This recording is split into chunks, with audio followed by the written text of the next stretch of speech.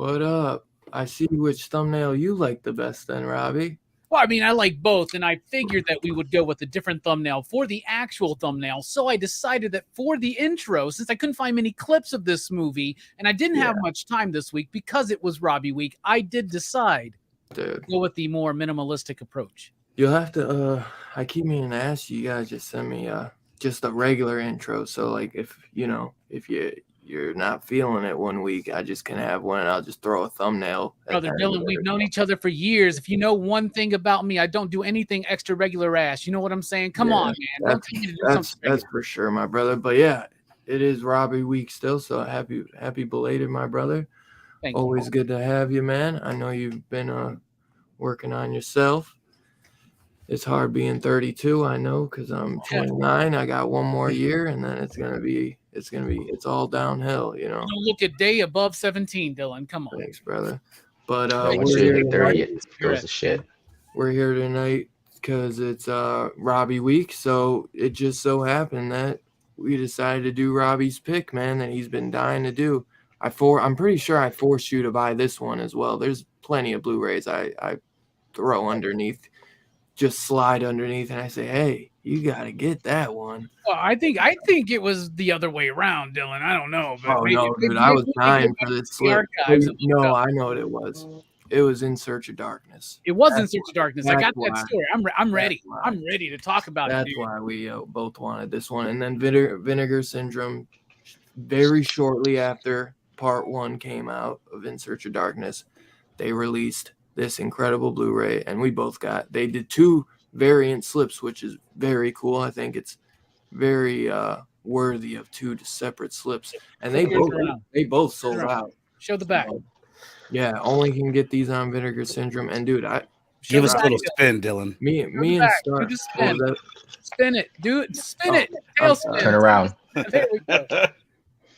These are beautiful, y'all. I almost forget, dude. I'm so used to Scream Factory that Vinegar Syndrome, as me and Scarpad say, they're number 1 in my book right now. I gotta start putting my money towards them because Scream Factory, I love them, but they've gone down, man. The quality. Plus Vinegar Syndrome's got a lot of vintage porn. Yeah, like Scarpad era porn. So like, and it can be fun stuff. And me and Two Gun were just talking about Invisible Maniac. That was a VHS title, straight to 4K, because of Vinegar Syndrome. And there's another movie he was telling me about. I think something Annie something. Annie, are you okay? Meat Pies, but it has one of the girls from And he eating meat pies. Is that what I you forget. said? Two Gun will say it. It's like Auntie Something's Meat Pies, but that's another movie that's from VHS straight to Blu-ray.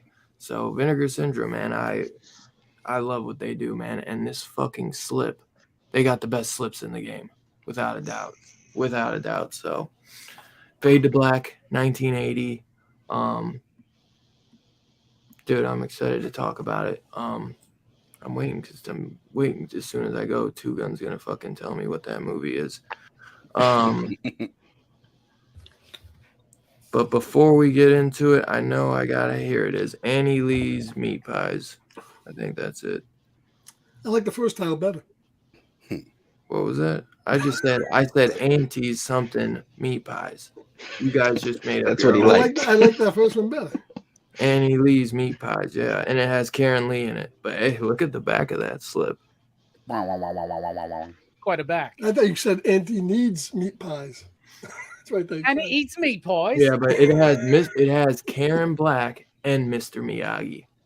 In that meat pie movie? Dude, I'm gonna try to watch that one tonight because Two Gun said it's a pretty fun one. Two Gun, send it to us.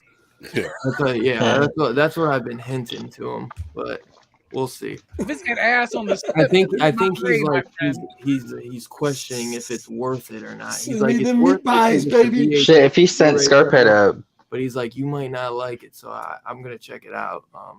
But yeah, like I said, man, go shout out Vinegar Syndrome, no doubt. Come fucking support DHS, man. Send me all the Blu-rays. Send me all the porn. I'll take it. We'll review the porn if you send it. Yeah, I know. Robbie be like, we'll start a whole segment for Yeah, that. we will. It'll be like Dylan and Robbie after dark. I like Really. Let's see. So I know there's gotta be a little bit of news, horror news. Let's see. I know Evil Dead Rise is on digital, so you can go rent that on Amazon. I think, or buy it for like $20. that was quick as man. What? Yeah, I thought like even if a movie does well at the box office, that would save it from a quick turnaround to digital. But that didn't even seem to be the They case want now. more money. They want more money. Yeah. Because they probably look at it and see that money dropping, and there's a percentage drop, and they're like, Yeah. stream it. Send I it, think yeah, it drops It did on, good though. It drops on physical June. Well, 9th. and then this is another thing. They got to put that digital out a lot sooner than the Blu-ray. I don't get This is that. how they get people. They want you to buy That small that window. digital and then buy the Blu-ray. Oh. Then you're double dipping. Wouldn't you- I Right. wait and buy the Blu-ray, and then I just use my digital code, and then June boom, you know 9th. what I mean? Wouldn't you think it would have the opposite effect? Like, I guess it's two different things. There's buying it digitally, but then there's like Paramount Plus puts Scream 6 on right away. Yeah, I I know. the Blu-ray we ordered is Well, not because until July. Paramount- not everyone has Paramount Paramount. though. Plus is That's trying to the get thing. Yeah. people to sign up. I That's get the it, yeah. thing. Right. Dude, there's so many different like things they have to take into account now. You know what I mean? That's a They're in big all these reason. different angles that they didn't have to That's the before. big You know- reason why that writer's strike is going on right now. Right. Yeah, exactly. And one of the things about like when they drop something, whether it's streaming or whether it's on demand for $20, where like that's a fucking crock of shit. $20, you get a digital Yeah. copy of something. That's some bullshit, right? That's They're way. really only renting it for until the company goes to shit. But what it really does is it gives people an opportunity to pirate it. They know this, and they don't care if people pirate their movies, because if people speak highly of their movies on social media, that's what they're after. And so Yeah. you're in this mode right now where you're in between where some theaters are still playing it, and you got the physical media coming out, and it will be hitting streaming at some point. They drop these things to get people to bootleg it, to pirate it, so that they can get word of mouth starting to go even further, I think. Hell yeah. Speaking I of would word prefer of not to mouth, talk about. Babel. Yeah, I didn't think you were showing up. You son of a gun. gun. Thanks for waiting. I mean, sorry I'm late, guys. Dude, you're good, brother. You're good. Was someone about to say something before I brought him in? Going somewhere. It was? You see, you had some You kind don't of want to pirate talk comment about of something. it. I don't know what it was. You don't want to talk about 70s Bush anymore or something like that? Is that No, what it's dropping on digital. I don't know what I'm talking Well, about. they did drop a trailer for The Walking Dead, Dead City, the Negan and Actually looks what's entertaining. her name? Negan and Maggie. Maggie. Maggie, the Negan Are you and fucking Maggie serious? show. They're doing. They ended it, but they're gonna do Everyone's more. getting a show. Dude, Oh it's my the dumbest thing. They should have just kept the show going because You have to say that Dead City thing looked pretty cool though, I because get it, that they're in a does look it was cool. it was the first thing that Rick, hasn't looked Rick cheesy in and a long time. Michonne are getting like a little 6 man. I'll tell Yeah. episode show or Daryl's something. in France and anybody shit. in Hollywood that's watching, Norman. you can call us, you can Instagram us, you can Nope. Facebook message us. We'll let you know these things are a bad idea. We'll do it free of charge. Seriously. Man. That's bad. Just let it in, Seriously. dude. It's over. Norman Reedus is getting his own Yeah, show. he's They're like winding up. trying to He's in France, expand yeah. people He out. took like he they're took a motorbike separating with about a everyone. gallon of gas, and somehow he's gonna wind up in France. I don't know. He fell asleep on a. I'll tell y'all this. I'm gonna call Hot it air in the balloon. air. Anything further they do in the Walking Dead universe on like the small screen or whatever, or big screen, whatever the fuck, it's doomed to failure. It's done, right? It's done. I'm Like- gonna watch anyone that This- comes out. this I'm theme. sorry. That's why it's not done. I mean, evidently there are enough people out there still Diehards. watching it. It was Yeah. so fucking big, It's even the though same reason we why know like almost ICP has a career, Well, right? plus once you get Well, once you get 11 years in, awesome. once you get 11 years in, you're going for the fucking throat. And Fear the Walking Dead is the worst show ever. You I can't- hear that was you better can't- you than can't- Walking Dead at some point though. Yeah, after the first 3 years, it was terrible, and it really is horrendous in the last 4 years. And it's such a train wreck. You gotta watch it to see how bad it's gonna get. You know, balloons and wrestling matches and fucking all this other shit going on. It's fucking. Starkhead hate watches shit. I actually kind of like it in a sad way. Well, we It's also got I know They the dropped Black the bombs. Demon's supposed to be coming out soon, that shark movie. I'm trying to see Yeah, July, I think, in the theater. in theater. Oh, the one No, with Josh it's supposed to was come on Shudder or something too, I want to say. Says the haunted, spine-chilling real-life paranormal franchise coming from the creator of The Conjuring. So that would have to be James Wan, so that sounds pretty cool. They also Black have Demon? What was that? Black Demons by James Wan? No, I said the Why does it got to be Haunted. black? Black Demon is a shark movie. The Ebony. Something called The Haunted, spine-chilling real-life Okay. paranormal franchise coming from the creator of The Conjuring. Demon-ish. Is it part of the Black Phone universe? Demonish. That's a different person. That's Stephen King's. Joking, man. It's That's That's Scott Derrickson. Stephen King's son, Joe Hill. a joke. It's a joke. There's the I'm Meg, looking forward to that new Marvel movie, Two. Black Blade. Yeah, Meg too.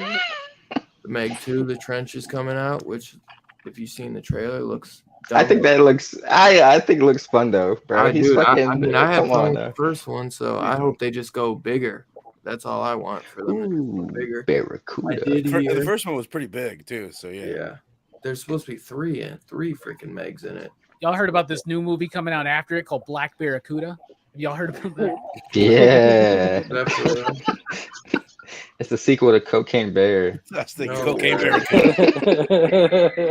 We're gonna have a new renaissance of black films like Blackula, Blackenstein that happened in the 70s, except they'll all be fish.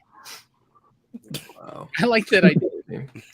It says Beetlejuice 2 will release in theaters in September 2024. So I can't even believe it's happening. It says Jenna Ortega is joining Michael Keaton in the long-awaited sequel, with Danny Elfman also returning to compose the film's score. Do you think she's went too far? Do you I think, wonder if you Nah, think she's like my fiance? I told her that she can't be Wednesday Addams and fucking the girl from Beetlejuice. It's I was like, about She's to not whatever. gonna be girl. Lily. I you don't think- know if she's supposed to be Lydia. She's gotta be. I was about The to character. It No, says she's no his word character. yet on whether Yeah. or not Winona Ryder will be back as Lydia. Oh. Character. It's Winona part Ryder two, I is get It back. is, but the rumor is that She's Jenna the daughter. Ortega is playing the daughter. of Okay, Lydia. okay. mm. Here's I the thing, buy though.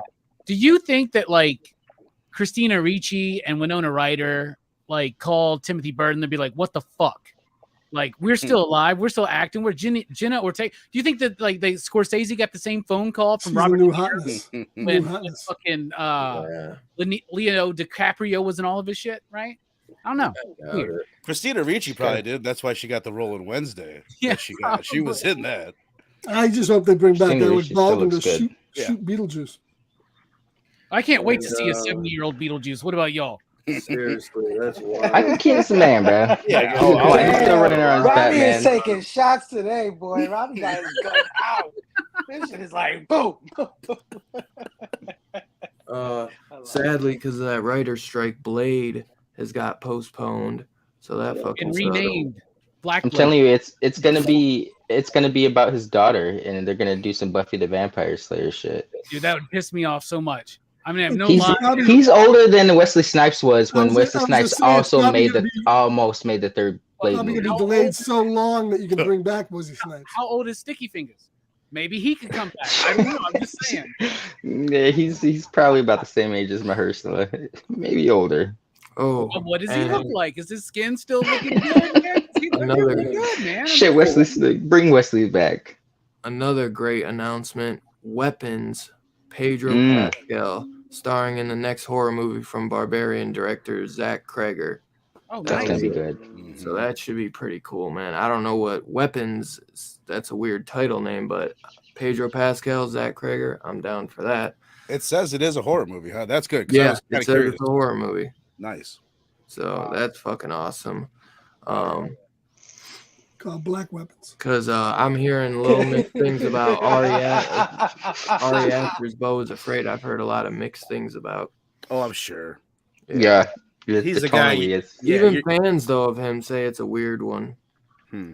I mean, as all his shit is, but I don't know. I'm Yeah, bro. His I'll have to first see short it. film, weird, Really? yeah. bro. Disturbing. And it looks like animated series Gremlin Secrets of the Mogwai premieres on May 23rd, and you can watch the new trailer now. What the fuck they gotta learn from a Mogwai? What the fuck the hell is that? Yeah, I would have liked the movie, but Secrets of the whatever. Mogwai. I'm rather excited for it, y'all. The As a fucking Gremlin thing Yeah, I says mean, it- it'll be The fun. fucking thing sits in the cage and goes. Hey, it also says shit like Well, bright What the light. fuck do they learn from that thing? He's a fucking Dude. cage going. Gizmo Oh my doesn't God. fucking. He's not a fucking meat robot, bro. Gizmo So you hating on Grogu Let's now? go learn how to play the fucking keyboard the first night. Exactly, bro. Goku. Hey, don't get it. sit We get here and talk shit about Gizmo.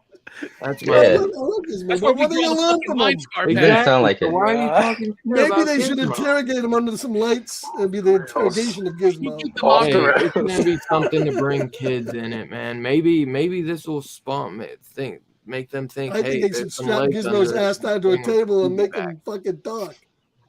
With a vice.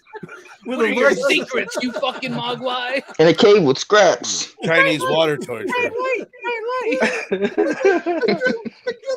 We'll force feed you after midnight, you piece of shit. You won't like it. Oh, and Renfield is out on digital too now, which I highly recommend you I going and Just fucking watched checking that out. yesterday. Oh, nice. So, So yeah. is the Pope's Exorcist. Yeah, That's Pope's very good, too. Exorcist as well, and I enjoyed that. And that's the director of Overlord. I enjoyed that. It's nothing. It's gonna blow you away, but it's I'm one just of really the looking better. forward to seeing Russell Crowe in that movie. I'm the Pope's Yeah. exorcist. Yeah, Yeah. his That's the accent best. was- He's the was best thing. terrible. In it. He is the He best gets- thing in it. And honestly, think, I bet you that is better than the bullshit we're gonna get from Yeah. David Gordon Green's fucking Exorcist. I don't know why he keeps getting horror movies, It's bro. already gotten early reviews, like early screenings, and people are saying it's fucking terrible. Well, his Halloween movie sucks, so why is anybody surprised? Well, dude, you Yeah. don't Money. hate. They That's started why. off Shoot okay, that his though. They Halloween. started off Well, I okay. did enjoy 2018, and Then you're the it fucking was- problem, Dylan. You're the reason why. That's like looking at the new Disney Hey, Star Wars you- trilogy and be you like, well, like- Force Awakens was you good, did you too. know, You even liked though it was lazy as 2018. shit. You I like do the not like 2018? 2018. Don't put that shit in Yes, my you fucking did. mouth. No, Bro, I I'm gonna did go not. back and Look at watch my your goddamn reviews review. I on do it. not like You 2018. just had They issues should've- with they- them, but they you should've didn't called- hate them. I They think should've- Halloween he should've- Kills is okay. You should have made the Black Exorcist. You like the 2018. You just had issues with it. Guys, don't listen to none of these guys. It was They ends say, that you listen, hated. I hate this movie. I'm getting it on 4K. Right. Well, I got to fucking own all the Halloween movies. Right, look at the goddamn slipcover, goddamn it. I hate You this know how fucking many movie. movies we own that we hate? Exactly. A Exactly. lot. pretty much So everyone the hate I've sent watching out. just isn't Scarphead. That's the fucking problem. They know They get a package of collectors like Scarphead us that goes, are here, a gonna movie we're have going to to hate. buy it because we have to own every fucking Halloween movie ever put out. And You those don't have moments- to own it. Those but moments where we get wise, I and do. they're like, we're not going to buy every Silent Night, Deadly Night movie. They put it out on fucking box sets. You got to get all of them for at least one, right? You don't need any of them. I think you're good on Part those. 4 is the shit, dude. Don't fucking Part lie. 4 okay? is awesome. Part I would 4 just is like to awesome. say- I like part 5 too. Man, I've missed I y'all. would just like to say that how long we go into the beginning of the show without actually talking about a movie is an indication usually. Well, we're going into the movie now. That's horror news this week. Yeah, So, don't condescend to Dylan Scarphead. He's running the show, okay? Yeah, motherfucker. Yeah, Yeah, motherfucker. I'm Anakin, motherfucker. So 1980 Fade to Black. It's people used to laugh at Eric Binford. For some reason, I thought his name was Eric Freeman, but that's Silent Night, Deadly Night too. Now with every performance, he knocks them dead. Dude, I think who is it? Dennis Christopher, who plays Eric Binford. I think he does a pretty damn good job. I think this movie for 1980, I wouldn't even think of it as a horror film. It definitely is inspired by a guy like us that loves fucking movies. But I think this is a damn good movie, and I feel like you could even put this a step above horror. Just how some people would be like, no, that movie's too good. Like Silence of the Lambs are like, that's a thriller. Or I feel like people would, Yeah, if this they is a actually thriller, watch yeah. that, they would think that about this. Because I think it's a pretty good movie. It's about a guy who lives for Movies. enjoying it movies, and he's got a crazy ass aunt Mother. who's stuck in a wheelchair, kind of like a Norman Scarphead. Bates, Fucking take a break. He's like kind of like a Norman Bates type Movies, situation where he's his got mother. this aunt who's just a fucking bitch to him, and he That's the auntie that eats meat pies, by the way. she probably is, man, but she's What stuck, really was his mother? stuck in her wheelchair. I know Scarphead. It really is his mom. They revealed that in the movie. Yeah, you're right. It's in there. I forgot that is his mom in the movie. Yeah, it's a little thing. I forgot about that. Yeah, They they mention it. You can. Yeah, it's not like blatant, right? Yeah, if you stepped out of the room, No, I remember that when I first watched it, but it must have went past. makes me. it even worse. Actually, maybe not. Either way, she also loves her foot rubs. You know what I'm saying? Back rubs. You know what I'm? Oh, back rubs. Yeah, you know what I'm saying then. Yeah. Back rubs lead to ass rubs, y'all. And she But, only threw a 10 for it.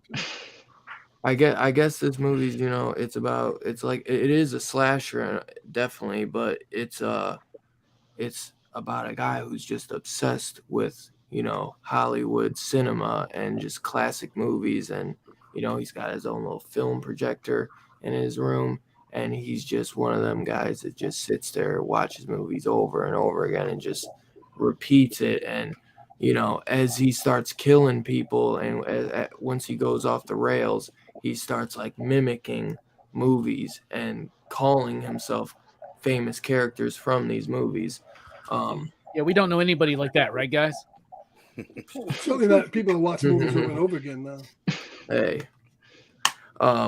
But dude, there's some good ass shit in this, man. I think the guy Dennis Christopher does a good ass job. It says who Mickey Rourke's in this too. Yeah, He was dude. the guy that he shot with the gun. Yeah, I did Second not movie. know that at all. the cowboy. Okay. He's the Yeah, bully. I saw that. Mickey Rourke was a good-looking cat Evidently. once upon a time. Before he Yeah. What happened to him? drugs and Plastic surgery. drugs and plastic surgery. Fucking At the turned same into time. Marv within 10 years. Yeah. But yeah, this is definitely more of a psychological horror movie. Oh shit, I guess this was the worldwide Blu-ray debut that Vinegar Syndrome Oh, wow. did. 4K Yeah, it was. restoration. How long ago did this come out? A couple years ago, or? Yeah, like 2022, 2021, maybe something like Yeah, that. I'd See, say like I would be up for a 2021. 4K if they released one. I'd get it. They probably will because you can't. That's been out for a 2020. while. It says no. It's truly a forgotten about movie. Yeah, Like this is a movie that is forgotten. It never hit, and it developed a cult following, but not even something like it never even attained cult status like Sleepaway Camp or something. Oh no, You know what I'm saying? Honestly, I feel like it got a big jolt back when In Search of Darkness gave it some recognition, which I really love. And honestly, man, I wouldn't wait for 4K unless you really I mean, Well, the I guess slip's if out you're of waiting print, for you the know what I mean? slip, I Yeah, can't it's fuck not around. great. You can't Yeah. buy it. you never know though. Because Vinegar's not always like Scream, where they just give their movie like they do a Blu-ray one year and then they upgrade it to 4K. Right. Like Scream Factory just does that for a cash grab. Where I feel like Vinegar, they just put a good ass I have release. a feeling that it's something like Arrow is going to be released. That If they lose the rights, maybe yeah, possibly. the rights move around. I wouldn't. I mean, that would be the only company I'd want it from, other than Vinegar, is Arrow, I guess, because they just did it's got a 4K scan, so it is possible you could get one day. But yeah, as you see, he dresses up as a few different characters. You know, Dracula, the Mummy, some Western Committed to guy. the bit. Hapalong Cassidy. Yeah, I knew you'd know, Scarphead. of course. Yeah, they actually got sued by Hapalong Cassidy Really? for using Really? footage in the film. Yeah. Holy shit. But yeah, dude, I really enjoy the movie. I think it's got some great makeup effects in it. You know, just we get this actual scene where, you know, he's standing in front of the mirror and he's painted half his face. And you get a very beautiful Marilyn Monroe-esque chick that, you know, is his little lover that he's, you know, falling for, which you would think he'd never have a chance with. And he actually kind of, you know, gets her, which is pretty cool. But he goes downhill. His aunt brings him into a spiral. His aunt, aka mother or whatever, she makes him go just absolutely ape shit when she starts fucking with his film projector, and that's where it all goes off the rails. And she's got her little chair, and he just pushes her ass down the stairs. And after that, man, it's just all downhill. Which you would think, man, maybe just it's like knock her off, man, and continue your life. But after that, it's like something snaps in him, and you know he's got people bullying him at work. I think it was at work where he's getting fucked with by a few guys, and Did he leave her out there at the bottom of the stairs? Because they never really showed what happened with that. yeah, I thought he. What did he change his name to? Cody Jared or some shit? Yeah, it's Cody the character. Jarrett. It's the character from White Heat. James Yeah. Cagney. The ending is the same as the ending too, to White Heat. Really? Spoilers. Mm. Top of the war, Mom. You asking if he left the ant Ma. at the bottom of the steps? Dylan? What was that? Yeah, You're that was asking about if he Scarface left the who ant said there? that. No, I think the ant was left there. They made Yeah. the memento of her, and he You never can got like busted hear the for it, neighbors so. find her and shit, which I thought that was kind of cool. Cody Jarrett. Who is the one I that think he it's just wears an accident with though, the because he weird gets the face? Right. insurance. Who's like the cowboy looking one where he's got like that like Hopalong Cassidy. That's the one? Yeah. Well then okay, and then the Then the last gangster one. is from James Cagney's film White Heat, 1949. That's the last one when he goes and kills the movie producer. Yeah, and it's the persona that he takes throughout all of it, almost even to the point where, like, it starts with the grapefruit scene with his aunt, Right. Yeah. his mother, Scarphead. But like the grapefruit scene, like that's you remember that scene? You ever seen that scene where he like shoves the grapefruit into the actress's face? No, it's a good one. Hmm. Anyway, yeah, there's a lot of film. Surprised Scarpad didn't see that. Jesus, Robbie's one up in you. I saw it, yeah. He didn't say. Why didn't you just answer him? Oh, I Oh, didn't yes, say the it. question. Yeah. Did you not hear him? I remember the grapefruit scene, and Yes, I remember the grapefruit scene. yeah, James yeah. Cagney, yeah. Scarpad's acted that I out. didn't think that was Hey, directed to man. me. I didn't think it was directed to me. Well, it was a general panel question, know but what's since we wrong didn't right know. now. Anyway, Dylan, you like this film though? Yeah, I enjoy it, man. I think it's a good one. I was very happy with it because I really bought it kind of on a blind buy, really, because they just show a couple cool scenes. And my thing was that I saw him, you know, when he's putting the half makeup on. And it's one of the first movies they talk about in Search of Darkness, as it obviously because it's in part one and it's in 1980. So I feel like for them to kick off In Search with this, I felt like it definitely had to be something good, and I just absolutely love this slipcover, and then just like the homages to Universal horror. When he's going up to those two chicks, the Marilyn Monroe and her friend. He's like, I went to go see this movie, and he's kind of trying to reenact, and she's like, oh, Frankenstein, the wolf, and he's like, you're just guessing now. You're not even trying. And, they're showing clips of Creature from the Black Lagoon. I fucking love that, as I know at least Robbie and Scarpad do. I'm sure Fable does. I'm not sure if Steph gets into the Universal Monster stuff. But then you got the Mummy, him dressing up as his version of Bela Lugosi. And him. Stefko is a big fan of the black creature from the Black Lagoon. That's the way. Yeah, that's what I'm most familiar with. What's the movie that he goes and sees in It's the best one. While he's Was it? It was a Night of the Living Dead. The Night original. of the Living Dead, yes. Yeah. Funny, I was literally looking at a Night of the Living Dead poster too. The only reason I know that is because I was watching that a few days ago. So that's pretty fucking Fuck cool. yeah, man. So there's a lot of great stuff in this movie. I love some callbacks, and I just, me being a fucking insanely film fanatic too, it resonates. You saw yourself in it. Yeah, I definitely can say not him not going and killing people or killing the aunt or the mom. I'm a mama's boy through and through. I would never do shit like that.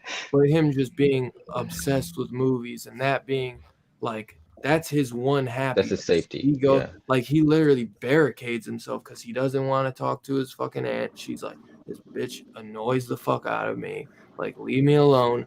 Let me just watch my movies. And he literally says before he kills her, he's like, you ruin everything. You know what I mean? It's like she is just crude to him for no reason. Just because she just hates her life because she's stuck in that wheelchair. Well, because he didn't get home or called her back from a party, right? Well, she's like obsessed with him, but she's mean as fuck to him, treats him like shit, but she wants him to rush home. She checks out his ass at I'll one give you point. $20. She has some weird thing with him. That's why I say there is like a psycho thing with like An element. Bates. Yeah, there's a little bit of Oedipal stuff going on. There's like a little Norman Bates type thing there with not with him being obsessed with his mother, but him killing her. But she has this like weird fondness over him, but she's just a total bitch. It didn't go as far as like Burial Ground. He didn't bite her tit off or nothing, but yeah, well, Jesus Christ, every time you have She told him she was his aunt so she could sleep with him. Like, it's weird. It's fucking yeah. There's definitely psycho vibes, man. Hey, just before Star Yeah, the yeah. 4K coming soon from Burial Ground. This is They had that shot in the shower. This is a self-aware horror film 16 years before Scream. You know what I'm saying? So like, Yeah. it's actually a rather important film, I think. I think One of it's the great. first horror films to recognize other horror films. Does that make sense? Yeah, definitely. yes. It's more meta. It was like the first. It's one of the first meta horror films. Yeah, I We mean, said that was Scream, yeah. but this was technically first. yeah. I mean, like I said, he's just a major film fanatic. He has so Mhm. much Oh, film and can I say that- memorabilia too, all around Everyone- the room. It's like his room has such classic monster stuff. It's like we would love that, So yeah, I enjoy it. I think it's a good one. 16 glad years that- before Scream, 5 years before Fright Night. It's meta, man. It's one of And the other first. people just put on costumes, but he's committed. He acts the role. He's Yeah. like, let me drink the blood. He did eat the blood. It's the mummy and shit. You know, like, I was thinking they're was just funny? running at him. It was like his big guy was Cagney from 31 years before him. So if this was us obsessing over movie heroes, it would be like Bruce Willis. We'd have Bruce been like, Willis. yippee-ki-yay, motherfucker. Or like Sylvester Stallone. You know what I mean? Like, mine was either that or be like, yeah. life is like a box of chocolates kind of shit. You cannot take our freedom. Yeah, exactly. But I'm guessing it was a first time watch for the three guys down at the bottom. Maybe Scarpad too. Scarp had definitely Yeah. seen this before any of us. I saw it when Before it being first came honest. out, but so it's almost like new. Okay, well, That's 40 years ago. Responsible for like 7% of the box office then. That's right. I didn't see the movies. That's on TV a long time ago. well, Fable, my man, kick it off. What did you think about this? sometimes I hate doing this because when you talk about how much you love a movie and then I watch it and I don't really like it so much. Bro, I gotta go you're not first. like you're not a kills me. psychotic film fan like I am. Well, right off the bat, just to get it out of the way, I did not enjoy this film. For me, it was just a little boring.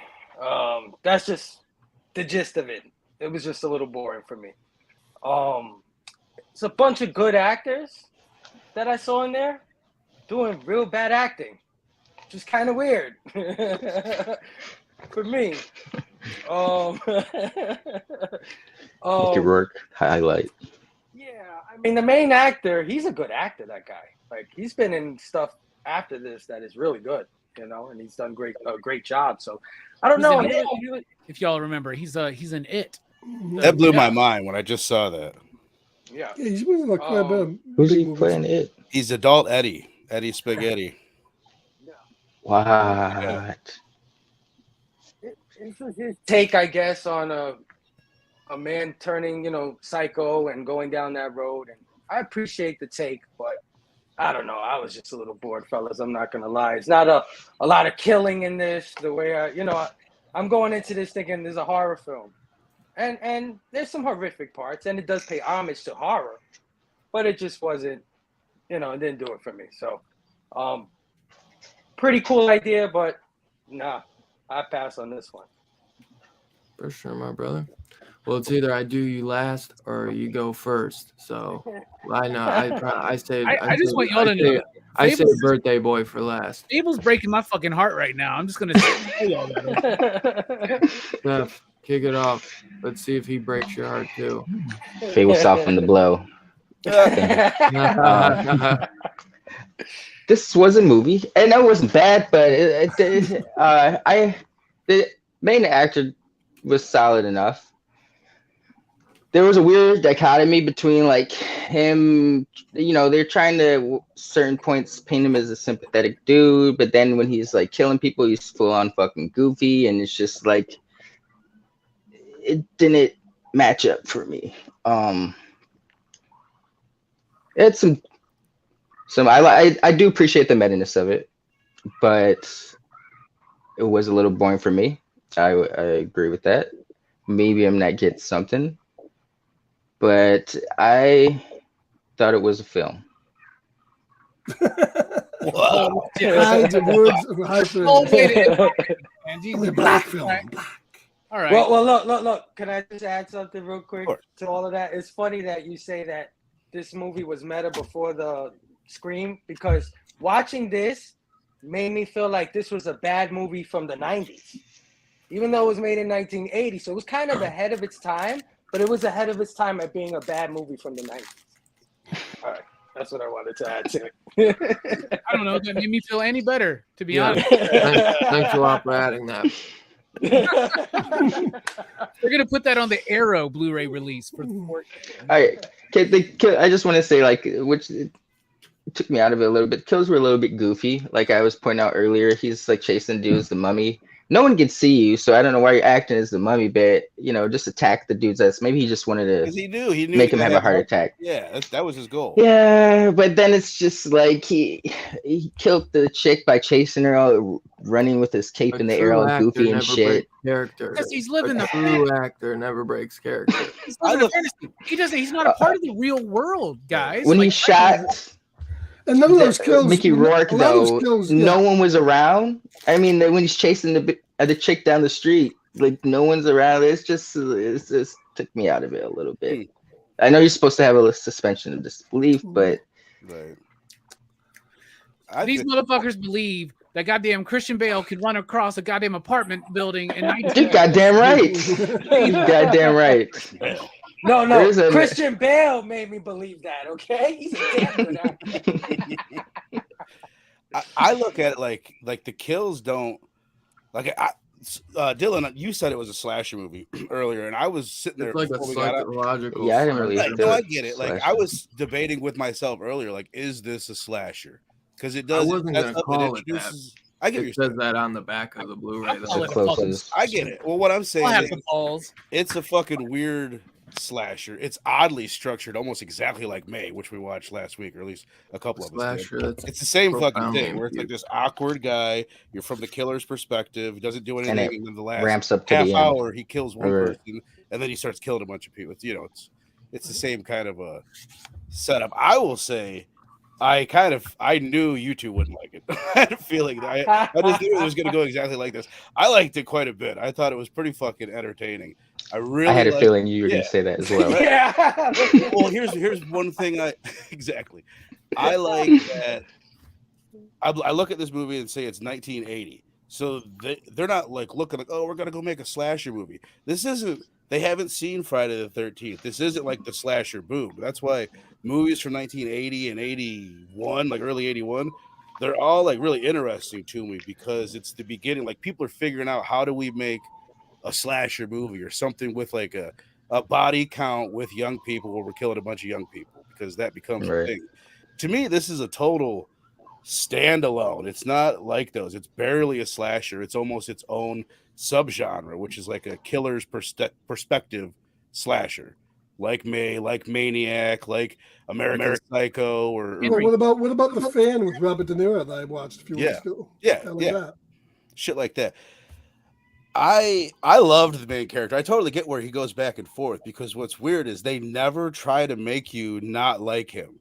They show you him being super heinous to people, but then right after that, you see him at his most charming and charismatic. Like he's charming and he's normal when he's talking about movies. When he meets Marilyn Monroe or the lookalike, he's got game because he's talking about movies with her and she's into that. So he is smooth.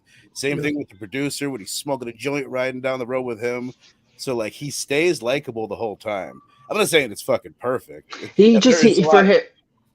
Sorry, my bad. No, for him to be such a psycho, I guess, if you will, and be like his day-to-day persona doesn't really like. I'm reminded of like Nightcrawler with Jake Gyllenhaal. Serial killer, like that's what they do. They're like, I mean, no idea. But there's he was so normal. He was more of a nerd, like socially awkward. I don't know.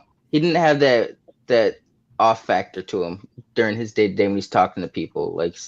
Right. Just this, like he didn't seem weird. He's just a nerd. Yeah, like Vern said, he's not. That was the only time he didn't feel weird was when he was talking about what he loved movies, and that's how we feel when we talk about movies with other people or comics with other people or the shit that we love. Oh no! I just feel like I need to inform people. I never feel like the weird one. One of the things they're showing though, that everything he's learned about social interactions is from movies.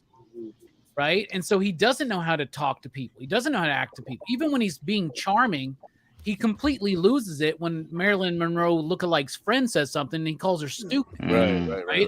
Like he doesn't know because his number one like guy is James Cagney in White Heat, who is a misogynistic fucking piece of shit in that movie. Right.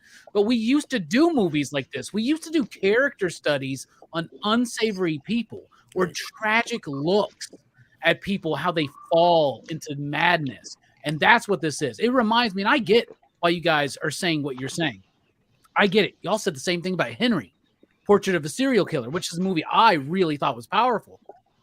It is an uncomfortable feeling to watch a movie where you're watching somebody descend into madness, depravity, and murder, right? And still feel like you're trying to be on their side.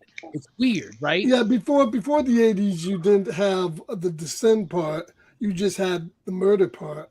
And I mean, after the 80s, once you get past Halloween, you see less what made somebody some way and more just the aftermath. Well, I would say it's just based purely on his performance. It's not the character or what's going on or what they're trying to say with his descent into madness. I mean, we saw this in Taxi Driver, which is executed way more better by a way more better actor. We cannot compare Vernon. I think crazy. The dude who plays and you want to talk in this about movie a guy, is awesome. With tics and like psychopathic tics. I mean, we just saw 12 Monkeys with Brad Pitt. Right. That's who did a way more phenomenal job at doing that psycho flip. Yeah, but they're using more stereotypical things. Like this guy is just being normal. Like that's what. Yeah, but there's. He's doing his own thing. Yeah, but you see, you're to counter what you were saying about the whole. You never heard about serial killers. he's not. They're usually charming, and they're either socially awkward and weird, or they blend in super well. You never see it coming. He didn't strike a balance for either one of those. He was not very weird, wasn't socially charming, so it just. I thought he was Didn't charming sell when me. he was talking to the right people. Right. He got the blonde. He got the producer. He seemed calm as a cucumber He got when he was that talking Marilyn to that. Monroe looking chick. Right. Like, I don't know. Even when he was arguing with his guys at work, he wasn't like the weak little guy getting pushed over, which is what you would normally see in most movies depicted. Yes, he was. When he didn't say anything until they fucking drove off. You never read Hitler's favorite war film? No, he came back with him and he and- charged into a bed. He challenged them with what they wouldn't know. The ocean called, they're running out of shrimp. Well, the jerk store called, they're running out of yours. Yeah, because he was trying to show how smart he was at that point. I said, what a weird bit though when Mickey Rourke's like, I love Casablanca. That's my favorite fucking movie. He's like so mad over the way about Casablanca. Most people wouldn't say anything until after they roll off if it's 3 or 4 against 1. Right. Well, evidently the guy is Mickey Rourke that says I guess. asshole. Well, the way he says asshole when he leaves is so weird. It's like, what? But anyway, that's my asshole. The accented the hole over the ass. Like, it's not asshole, it's asshole. Yeah. Asshole. Or it's like Meet the Fockers when the kid's like, asshole. Yeah. No. You meant, what did he say? Jack Jack's got a big old I did like it. The first 10 minutes, I was like, "Ooh, this might suck." Because I agree, there's shitty acting. Like the whole bit with the cop and the reporter, they're terrible. Is the mailman also the cop? What's going on there? It's not perfect, but I honestly, I think everything with Dennis. I think everything with the main guy is really good. I think that's the only mom part or on or whatever. As soon as I saw her acting, I said, "Okay, I know what I'm getting into right away." As soon as I heard her speak, I was like, "Okay." Don't act like this is burial ground, goddammit, okay? Well, let me give you my take. Okay, overall, I like the movie. Okay, I really do. I like the actor, that Dennis the Christopher guy, who I guess turned out to be a pretty big actor for this. I think he's phenomenal. He is, for me, the movie. I think if he wasn't in it, I don't think I would like it as much. Because they're right. There's portions of this movie that, like the mother, it's like they didn't know what kind of movie they were going to be in. The mother is out of place. The cop is out of place. And my God, Tim Thomerson, who's usually, he's been great in other movies. He did all those sci-fi films. That the dude in Trancers? Yeah, Trancers. And he's been out of he was just simply awful here. Awful. Terrible. And Tim Thomerson was the cop? Was a cop. Holy shit, I didn't even notice that. And all the stuff with him, the guy who's always a 70s boss from the TV show, he was all right. But I mean, the whole plot with him and the signs, and then at the end, the thing I really hated is, Marilyn was fucking fucked out of her mind almost all the time you saw her. But are you telling me she didn't realize the guy was the same guy when he pretended to be the director from fucking? That was so stupid. She comes in here and she treats him like he's really a director from Spain. He didn't look any different. So it's like that's just to show how unmemorable he was. I guess, but she only met him for a few minutes. But there are portions of this movie that are kind of dumb. But I overall, when they're doing the movie related stuff and he's interacting with the people as the other characters, and when he's doing the different voices, I did feel that he was trying to be his version of charming certain people, and then trying to be an asshole, kind of unlikable to the other one, but. Primarily in the strength of that guy's performance, I'm gonna say I like it because I think he was really good in it, and I love the stuff that he had to get into character and become the characters to start killing. But yeah, I can see where the other guys come from. In between that, there was some stretches of some pretty bad stuff. I think the movie could have been better than it was, but it was still, because of him, pretty good. So that's my take. Remake that shit. Well, they have. They remade it. What if they remade it now? Fate With of Darkness. Plane and fucking Braveheart and Forrest Gump. You know what I'm saying? or we'd spend an hour trying to figure out why he's the way he was and feeling sorry for him and going through all this crying stuff. I don't want to fucking cry. Robbie, time to agree with everything I just said. And there wouldn't be a masturbation sequence if they remade this movie. That's Okay. the scariest part of this That, yeah, movie. that was, honestly. yeah, I'm sorry, that was Scariest kind of moment in that this was a kind of that was disturbing. But Why am I guess the only person that likes masturbatory material in film? Okay, Oh, you gotta watch the we new all cut. do it. The noises he made You gotta watch the new were cut of We've Infinity all The Pool. made facial Like expression. that. We don't kink shame here. Come on, man. We're sex It- positive. Is OnlyFans considered film? Is that where we at on that? In Somebody call Nick. I 2023? think he's filming right now. All it's right. independent. So I picked this movie. So obviously this movie means something to me. This is what happens. So In Search of Darkness comes out. Me and Dylan, we watch it. We both are like, holy shit, I'm watching it. And like Dylan's right. Like one of the first movies they talk about is Fade to Black.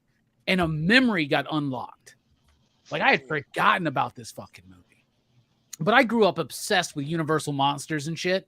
And the Mummy and the Dracula bit. Man, I forgot about this fucking movie. I'm watching this thing and I'm like, I think I remember watching a movie about a guy who dressed up like Dracula and the Mummy and killed people. I think I remember really liking it. And then the Vinegar Syndrome, we got it. And I told me and Dylan were talking about it. And I watched it. I'm like, I've seen this fucking movie. And it unlocked this like memory that I had. I don't know how young I was when I first watched this movie, but it stuck with me in some kind of way. I love this movie. I watched it this week for the first time in a couple years since I got the Blu-ray. It holds up to me. I love it. Joe Corallo had never seen this movie. He watched it because I was talking about it when we did Repo on Monday. He messages me. He goes, bruh, I love this movie. I've never heard of it.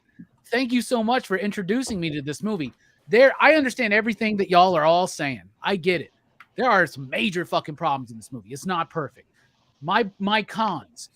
Everything but the fucking detectives and all that bullshit is cut it out of the fucking movie. It's wasted. That could be cut. I don't give a shit. The only bit of that I liked was when the dude's like just doing coke casually and she catches him. Yeah. This is what I mean. It was totally, It was the totally 80s. all over the place. Yeah, it's so Yeah. fucking funny. So I like that bit. But dude, the guy who plays Binford or whatever is fucking phenomenal to me in this movie. Marilyn is hot as shit. I love the meta aspect of it. I love that it's actually kind of ahead of its time. I love that it's a character study on an unsavory character. That is not something that we get today. And in fact, when we do get something like that, like the Joker, Twitter loses their fucking mind. And all of a sudden it's a red flag if someone likes Taxi Driver. That's bullshit. It's a red flag if someone likes Fight Club. That's bullshit. We can have art that studies psychology. We can have art that studies what it's like to be an outcast in society. This movie is saying shit about mimicking story without understanding the reality of situations. Life is a movie and it's not.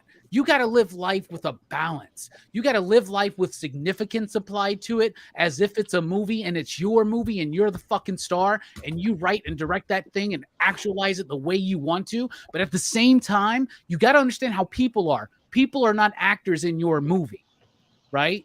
You got to understand that. And that's something that this dude does not understand in this movie.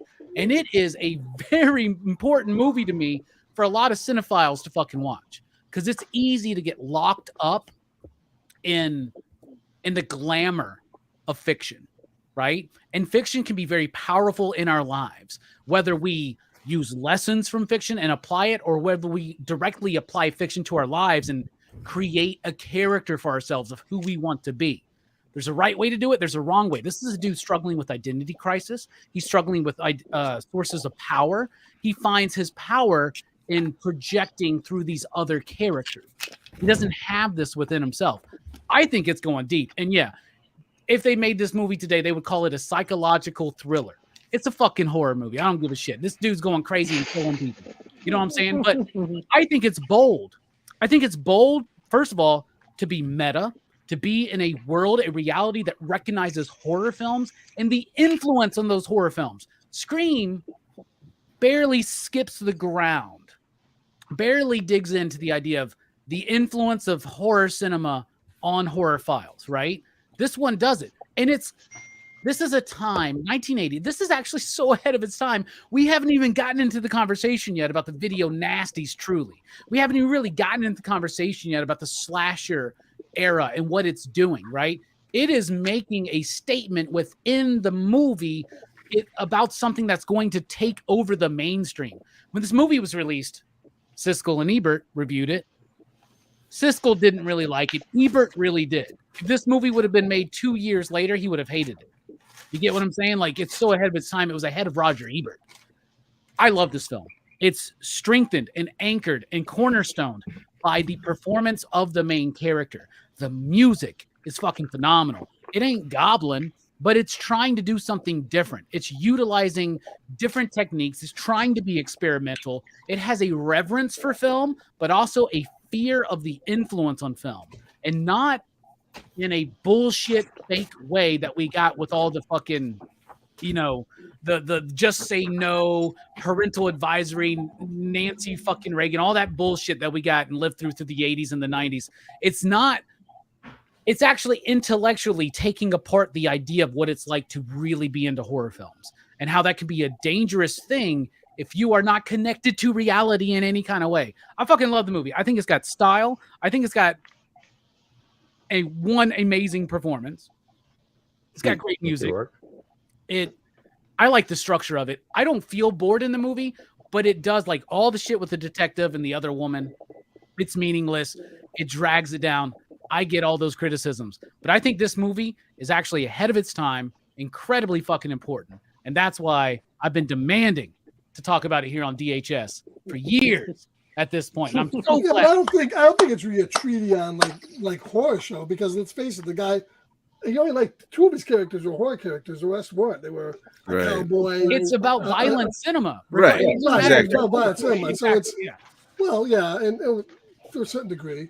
And cowboy stuff. So, he just it was any kind of like taboo like that. Right. Thematically, it's really interesting with all that stuff. What I'm saying, to me, how important it is, the idea that we can use the fiction that we consume to change our lives. We actually change our lives with fiction too.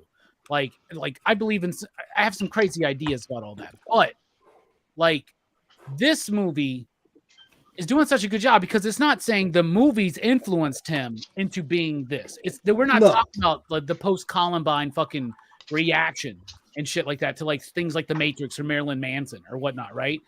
But we are talking about the start of a conversation that is more nuanced than those conversations got in the 80s and the 90s and 2000s, and even today, because violent cinema has an impact on him, but what mostly has an impact on him is that the only social engagement he has is fiction, is film. And you gotta have both. Right. But I don't think it's violence either. I mean, it's just talking about being obsessed with anything. You could have been obsessed with family Disney movies. Totally. Like, but it's also like differently to people. It's about then they even use the word, I think they call it like escapism. That's one of the things I really liked about it and like had me thinking about afterwards is like he is one thing they do is they have him fuck up at work. They have him like he's too lost in his head that he's irresponsible at work. And like there was a time when I was getting more into nerd culture and more into pop culture, and I was way into fucking Star Wars. And like I catch myself like we do this in the nerd world where it's like, oh, I want to know as much as this person knows about all this. And then it's like, I remember sitting there thinking like, dude, do I really like, I'm spending this much time. Do I need to know what fucking planet in the Star Wars universe this person is from?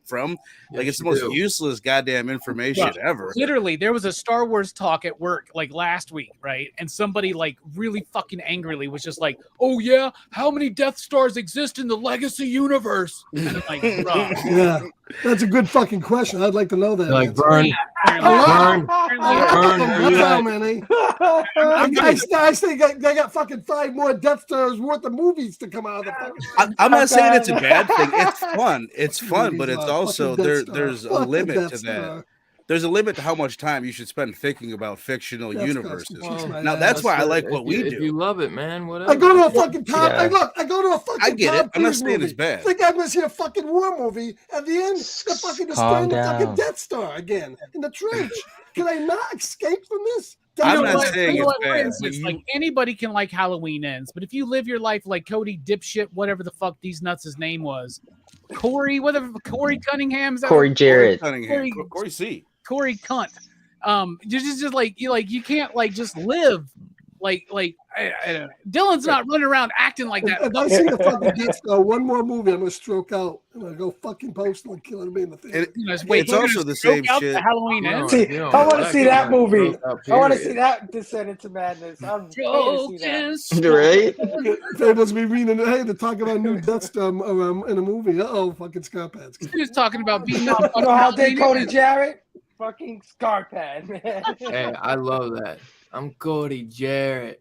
And then the guy's like, I'll give you anything, man. He's like, I got connection. He's like, you ain't going to be around long enough.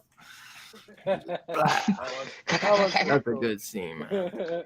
It was. And Merry Christmas, I you love- filthy I love animal. the That's what it movie, man. reminded me of. Yeah.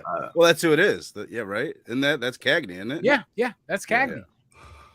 I was blessed with the movie. I think it's good. And literally, I watched it today, and as soon as it ended, I didn't know what time it was. It was like, so I watched it. It was like 7. And I just hit play again. I was like, I don't watch it. I was like the only. You be careful just watching these fucking movies all the time, bro. You know what I'm saying? Especially if you watch it back to back to back. I was the only one that mentioned the music. Did anybody I else? thought it was really I noticed certain bits and scores. It's like I like the music. It's a lot more classical. And what now? I thought it was a little experimental. It was certain going bits. back and forth, but I think it was going like when he was doing the vampire bit, it got very vampire-y. Yeah, It it's got the down to- Yeah. It was going between the yeah, the composer influences. was picking up on the Right. themes. Like he was using like gangster movie themes from the 30s. He was using universal horror themes from the 30s, right? Like he was playing that. He was using Berman stuff like Psycho, right? He's using strings, he's using harps, but he's using like synthesizers and electric guitar, and everything's like discordant sounding because and in the Blu-ray there's an interview with the composer, and he says that he was trying to with the soundtrack with the compositions to mimic what the main character is receiving in his head, like discordant shit, like is coming at him. Nothing is harmonious. That's why he cannot actually work with real life. And it's only through fiction that he feels like he can interact in any kind of way. Because when he sticks up for himself, it's through the voice of a character of a film he loves. Yeah. Right? That's Yeah. deep. That's crazy shit, man. I'm just saying, just think about it. Oh, It's man. deep, all right. Real That's deep. what she said. Yeah. It's not to me. Deeper than the fucking Death Star, that's for sure. Well, I fucking Black love it. Death Star. No. Dude, Black Black Death Star is the best fucking. I'd go see a movie about Black Death Star. I would. I fucking Bring see that bit shit. back. That's Maybe back. Ray The will massive come back. black hole. I think Ray will come back and get on right on top of that Black Death Star. I'm just gonna tell you this. This reminds me this whole bit. I love because it reminds me of this fucking. You remember Twisted Toy Fair Theater and Wizard magazines and shit. So there's this one where it's like, okay, we can, we're making fun of it, but like back in the day, like there was this terrible like trope where like any black character you would have to adjective black in front of the name. Black Panther, Black Lightning. Shit like that, right? And so there's this moment where Falcon shows up to the Avengers, like He's a black Iron Man's Falcon? throwing a fucking party. He goes, "I'm Falcon," and he goes, "No." You Nah. mean Tony Black Stark goes, "No, you mean you're Black Falcon?" He goes, "No, I'm just Falcon." He's like, "Oh yeah, look at your Avengers card," and he looks at it and says, "Black Falcon." I missed the beginning. That's in a comic book? It's in a Wizard Toy magazine. Fair Theater. Oh, Wizard okay. magazine. Yeah, they used to do Oh, these. yeah. It was the start of Robot Chicken, actually. Was Twisted Toy Fair Theater. They would make these. What is it called? Toy Fair magazine or Yeah, with Toy Fair magazine. They started it in Wizard, but then they had Toy Fair magazine, and you can still find collections of Twisted Toy Fair Theater. They like collected them all together, but they would take those 70s Mego figures and they would make comic books with them. They would take pictures and add balloons and shit. They're the fucking OG hilarious. They're hilarious. Robot There's this Chicken? moment like Yeah, Iron it's like Man plays drunk. the early version of and Robot Chicken. is and what it General was. Lee from Dukes of Hazzard, and he's just like throwing up out of the fucking window and shit as they're driving. It's great. Crazy. Hey, was this movie set in Hollywood? It was, It was right? in It's LA. in LA, yeah. LA, yeah. I thought that was another cool bit about it, like to add to like the meta-ness, kind of just like what Scream ended up doing by Scream 3 is they were talking about the shadiness of Hollywood itself and just like how Hollywood affects people. His mother was an actress and that's what ruined her life is because she got hurt, and then the producer that steals his ideas and whatnot. So it was Well, the It interesting was thing super is meta. The prostitute. all the posters. Made up my own backstory for her. All the posters you see hanging up. Oh, She, Scarpet, stop the presses. We need to know the fucking backstory. Yeah, I would. No, she was a failed actress, and that's why she's so mean to him. She told him she hopes his balls for his office because she never made it, and she had to fall back to prostitution because she moved out there with lofty dreams, and it never amounted to anything. And here she is. I love it. Another thing I liked about this movie is that it is so subtle, y'all. Right, and I don't even think some of y'all get it because he doesn't kill her. Don't condescend to me. I don't even get it. Let him finish. Let him finish. Don't get it. He doesn't kill her. He doesn't really kill. Like, there's a few people he doesn't necessarily kill. At some point, he doesn't kill anybody in this fucking movie. He's just trying to scare people. To me, technically, the mom killed herself, didn't she? Right. Her chair wigged out, that's and right. And the fence killed the fucking woman you were running after. Yeah, and the old dude had a heart attack. Yeah, he shot Mickey Rourke though. That's what. Yeah, well, that's the one. Fuck Mickey Rourke. Shot him. I like that. That's what the thing is. His fucking mom down the stairs. That's part. No, her chair was wigging out, and he just didn't stop it. Yeah. That's Oh, is that what it was? I didn't. I can understand what he feels. That's part of the tragedy. He would have had to turn the fucking chair, dude. Hey, no, she was facing the stairs, and right. It ain't like Jason in part fucking 2 of Friday 13th where he just kicks that fucking dude down the fucking stairs. After the fucking machete to the head. It adds to the tragic element. This movie's a tragedy, man. Like, this is about a dude who could be a good guy. And the thing is, he's like fucking sucked into the fantasy of film and fiction that like he thinks that like everything's going to change in a moment. He meets this girl. They're going to go on a date. Everything's going to be different. No, you got to work at change. You got to work at progression. He did try to bring her. He tried to bring her a pin in the shower because I only wanted an autograph. That's right. That was a psycho good job. That was a good psycho homage. When you live a life filled in a fantasy like that, autograph from a chick butt ass naked. Fantasy is very important to life, and it's very important to actualizing life. However, when you can't tell the difference between fantasy and reality, that's when you get in. This is what this is. It's a character study. It's a warning.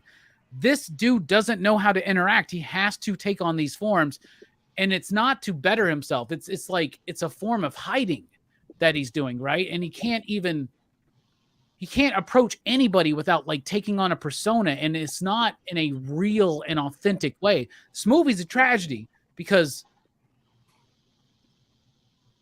he's not a bad dude in this fucking movie, And This is a movie again, and a lot of these movies, I'm starting to realize what they kind of are. They're trying to portray a highly autistic person, right? Before we knew what that was, I wouldn't even say he's on the spectrum. What do you mean? No, I was just autistic. I wouldn't even say he's autistic. He was just a weird one. He does these things where he's trying to portray, like he said, he can't be himself. Everything he does is his characters, and I know people like that have autism, like hide. You know what I mean? They emulating reality, masking. Yeah. They don't know how to do it, so they take whatever. So these people existed back then too, and maybe we didn't know how to treat them. We didn't know how to relate to them. Not like how we do now. Like, you know what I mean? What was that movie with Michael Caine? Dressed to Kill? Kind of like that. In a similar situation. Where like we don't understand transsexualism, right? Right.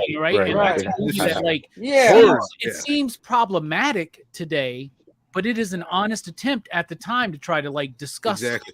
Horror was one of the rare genres that struggled, and it looks bad looking back on it, but they were interested in using transsexual people and trying to figure out the psychology behind that for like 40 years, stumbling through it. It's such a big. I think Taxi Driver is a good example of that. But we at this time when they're making these movies, there's no name for the people you meet that are like this.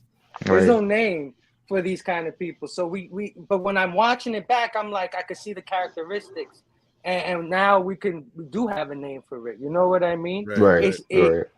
That's what I think it is because, like I said, when you were younger, before we knew all this psychological shit, when you were younger, didn't you meet some kind of people that they would call that now? Like, you'd be like, what's wrong? Yeah, and we all all sorts of- like, and You there's know a what I mean? spectrum. Yeah. Now we just call him Uncle Corey. Well, it's just Yeah. like with autism, it's just the same thing. Like the spectrum idea, like same thing like sexuality. Like we didn't have certain definitions or words that described certain things 20, 30 years ago. Now we do, because the more we learn, and we learn through exploration, through art, through things like this, right?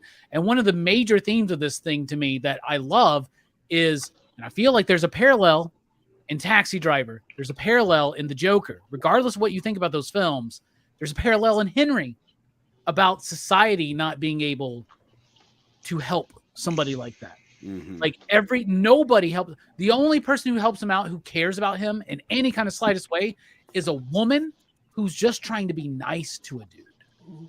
And he winds up wrapping this fantasy up. How many people have you known, dudes in your life, women in your life, people in your life who are lonely, who don't have a lot of experience interacting with other people, who don't have experience in strong, close relationships, whether romantic or not, who meet one person and they infatuate on them and apply everything to that one person, and it's a fantasy. And what happens when they get stood up because they don't understand that this person's just being nice to them? To this dude, this is a life-changing moment. He's about to fucking go on a date with Marilyn Monroe, right? But he doesn't, because she's just trying to be nice to him, man. She's the only one who's trying to be nice. And it's a tragedy because I think it's strongly implied that she kind of could be dead at the end, right? Like, because he like drugs her and like, I watched it on like Tuesday night, so correct me if I'm wrong, but I don't know if we got a full definitive answer on that. And the thing is, and he was lucky because after he shot that movie producer with a submachine gun dressed up as a, and calmly walked out in the middle of the daytime, the day before, the night before, and they never caught him, despite the fact that 100 people saw him. Well, you guys get caught up on the weirdest shit. How is that the weirdest shit? It just wasn't believable. It was. I mean, I like. I don't know. I guess I didn't even. I think you might be too forgiving. I guess. He shoots a guy up in the middle of the day, knowing what Scarp had likes, and nobody catches it. The cops don't even know who they are. He is at the end.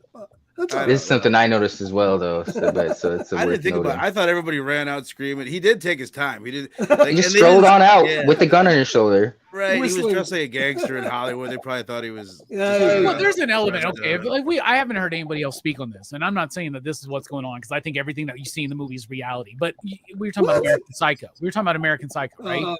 So like, some of this may be in his head. Maybe he didn't go shoot up the fucking producer in the barbershop. I'm surprised you didn't take that angle. It's your angle. No, I don't think it's in his head. I was gonna say, Link, you brought up the prostitute. To me, that scene was there to cement home another bit of the themes, is like rejection. Like the dude he's like rejected by his mother. She wouldn't even tell him she was his mother. He gets rejected by the producer. Gets rejected by the Marilyn, and the producer was going to steal his idea too. And that's just a big. Was $10 like a standard price back then? I think it was a little low. Was she insulted? I thought it was a little low. Yeah, I was like, bro, come on. It's not going to happen. $20 at least. Right, like 10's a little. It was fuck. He went out to the movies. He went out to the movies for two people. With $10, true. So if you do the math, this is true. 50 now, a blowjob's $43.99. Things were a lot cheaper back then, really. Did you say it was $43.99 here in Illinois? I don't know what it is in Alabama. In Walmart, it's $43.96. Oh. Well, if you send me a picture of that, then I'll be able to show it to my. Can Walmart, you match that price?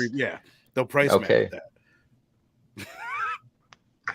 I like that. I miss you guys. Yeah, but no, I mean, to me that's part of it. That's part of why I enjoyed it. Is I really enjoy these barely horror movies that are these character studies like this, and like it was very similar to me. His motivation to what made him crazy, like Robbie was saying, like it's some of it's subtle and some of it isn't. With the stuff with the mother.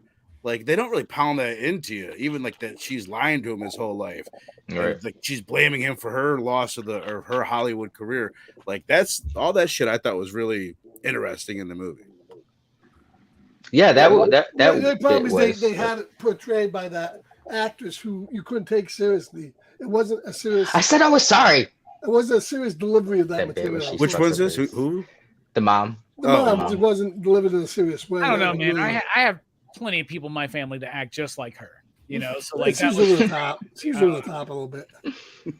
like I don't know. I used to have a grandmother that used to try to get me and my siblings to rub her feet for 50 fucking cents, and I'm like, no.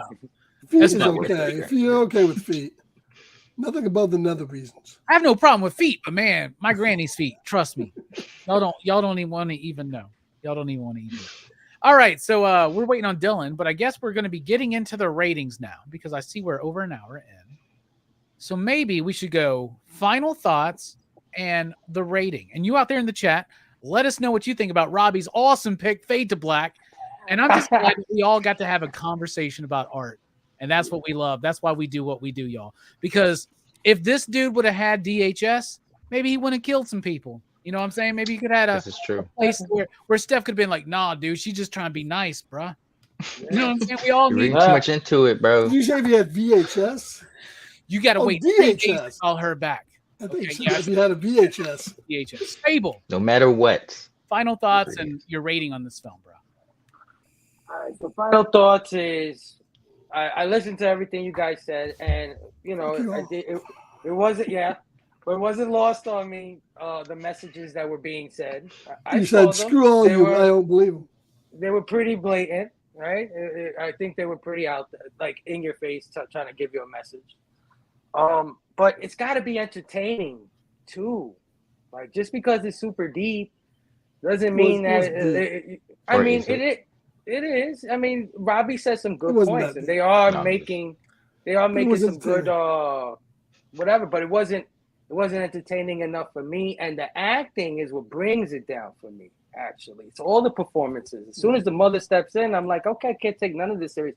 I might have enjoyed this character study more had it been delivered in a more, you know, less experimental, less, you know, wonky. Exploited 80s way. This can't be. You know, yes, campy. You got the police stuff that you said Right. should have been cut out. Well, for me, it was just boring, right? That's what made it boring. And it had a what do you call it? It had a structure where it was like, oh, you pissed me off, you die tonight. You pissed me off, you die tonight. You know what I mean? So, Yeah, but that's most more. yeah, like, so it's like, you know, his descent even wasn't working for me. So at the end of the day, if I had to give this a rating, I would say it was, I'm going to say 2 slips, man. 2 slips for this one. Get the defibrillator for Robbie. I thought this was going to be the most exciting ending to Rock and Robbie Week. I Sorry, I really feel like we should do a Nightmare Sisters. It can still be exciting. Be a whole different thing. All right, Steph. And by the way, Fable, very valid, because art is subjective. All right, what about you, Steph? What do you think? I appreciate the meta-ness of it for its time. There's a good spotlight on that. But like I was saying earlier, and you guys did offer up points to it, but I just feel like the juxtaposition or the contrast between him being sympathetic and then being this goofy killer could have been handled a little bit smoother. But it's not a terrible film. Burial Ground. But it's not one I watch all the time. I'll give this a solid 3 out of 5. It wasn't terrible, but It makes me feel a little bit better, but I am very sad that in Robbie Week I disappointed Fable so much. I would love to know what Fable's score would have been for me if he gave this a 2. I was asking about this earlier. I was like, did you watch May? I was wondering, was that a good movie? Is that good? That was your pick, right? According to me, yeah. That's about 3. Okay. Had issues. Do we got to do another Instagram pop-up, Verno? Yeah. I did, Robbie. I almost sent it to you, and then I'm like, no. If I send it to him, he's gonna think I want him to do the show, and I just wanted you to watch it. But it's $10. But 2 says 2 for Fable, 3 for Steph. What about you, Verno? What do you think? about things. I'm gonna go with a solid 4. I get everybody's complaints about it. I am weirded out about how and you're totally right. You nailed it, Steph. My forgivingness for these things. Like I have become very forgiving, not to the point where it's like, oh no, I forgive that. It's because, or not because, it's just I find myself forgiving all faults in these movies and being entertained by it. Like Fable, you mentioned, like even the cop bits, like I was fucking still entertained by a good chunk of that. And that's the worst part of the movie to me. I didn't find it boring, and I was highly entertained by every scene with what turns out to be Eddie Spaghetti in it. Like really, really enjoyed that. Did you, Scarphead, Robbie, did either of you guys think of Martin while watching this? Because this gave me a little bit. Yeah. Martin vibes. I would like to see this guy play the role of the guy that played Martin. Like they're just very, I don't know. They gave me similar vibes. The guy who played Martin's going to be at Scarefest this year. Really? And so am I. So he did a good job. Plans to be at Scarefest in He October. He did a great job in that movie. I'm just saying they gave me similar vibes. I could see this dude playing that role, but not that dude playing this role. Gotcha. But I really did dig it. We've mentioned it, but like just the whole cutting back and forth and using movie scenes. I'm curious how that worked. Like, was this a Universal movie or something? They probably had to pay. Universal gave them rights to use certain movies, but they wouldn't allow them to use Bela Lugosi Dracula. That's why they're using the Christopher Lee one. Right, which was Lugosi's estate. Yeah. Did sue them. Yeah. Okay. Yes. Yeah, I did. I thought it ended. It was a little like dragged out at the end. That was one of the weaker spots. I thought it was cool when they shot him, and I liked the way it went down. But I noticed myself. I did watch it twice, and both time I watched it, I kind of checked out at the very end and realized I wasn't paying attention because it was just kind of getting slow and being dragged out there. But other than that, like I said, I was highly entertained by it, and like as I'm watching, I kept on questioning myself, like, how big is this movie? And from what you guys say, it never reached even cult status, and I will say I'm surprised by that because it's got a lot of cool, iconic bits in it. And my favorite bit is when he's the Dracula bit. Like I love, for whatever reason, just like he's like, "Fuck it, I'm gonna go there. I'm gonna drink this bitch's blood." Sorry. Yeah, she's like, "Why not? I'm here. I'm dressed up. When in Rome, you know." Yeah. I thought that was cool. And the music in that bit was really cool. Yeah, really good stuff. All right, a 4 from Verno. What about you, Scarpad?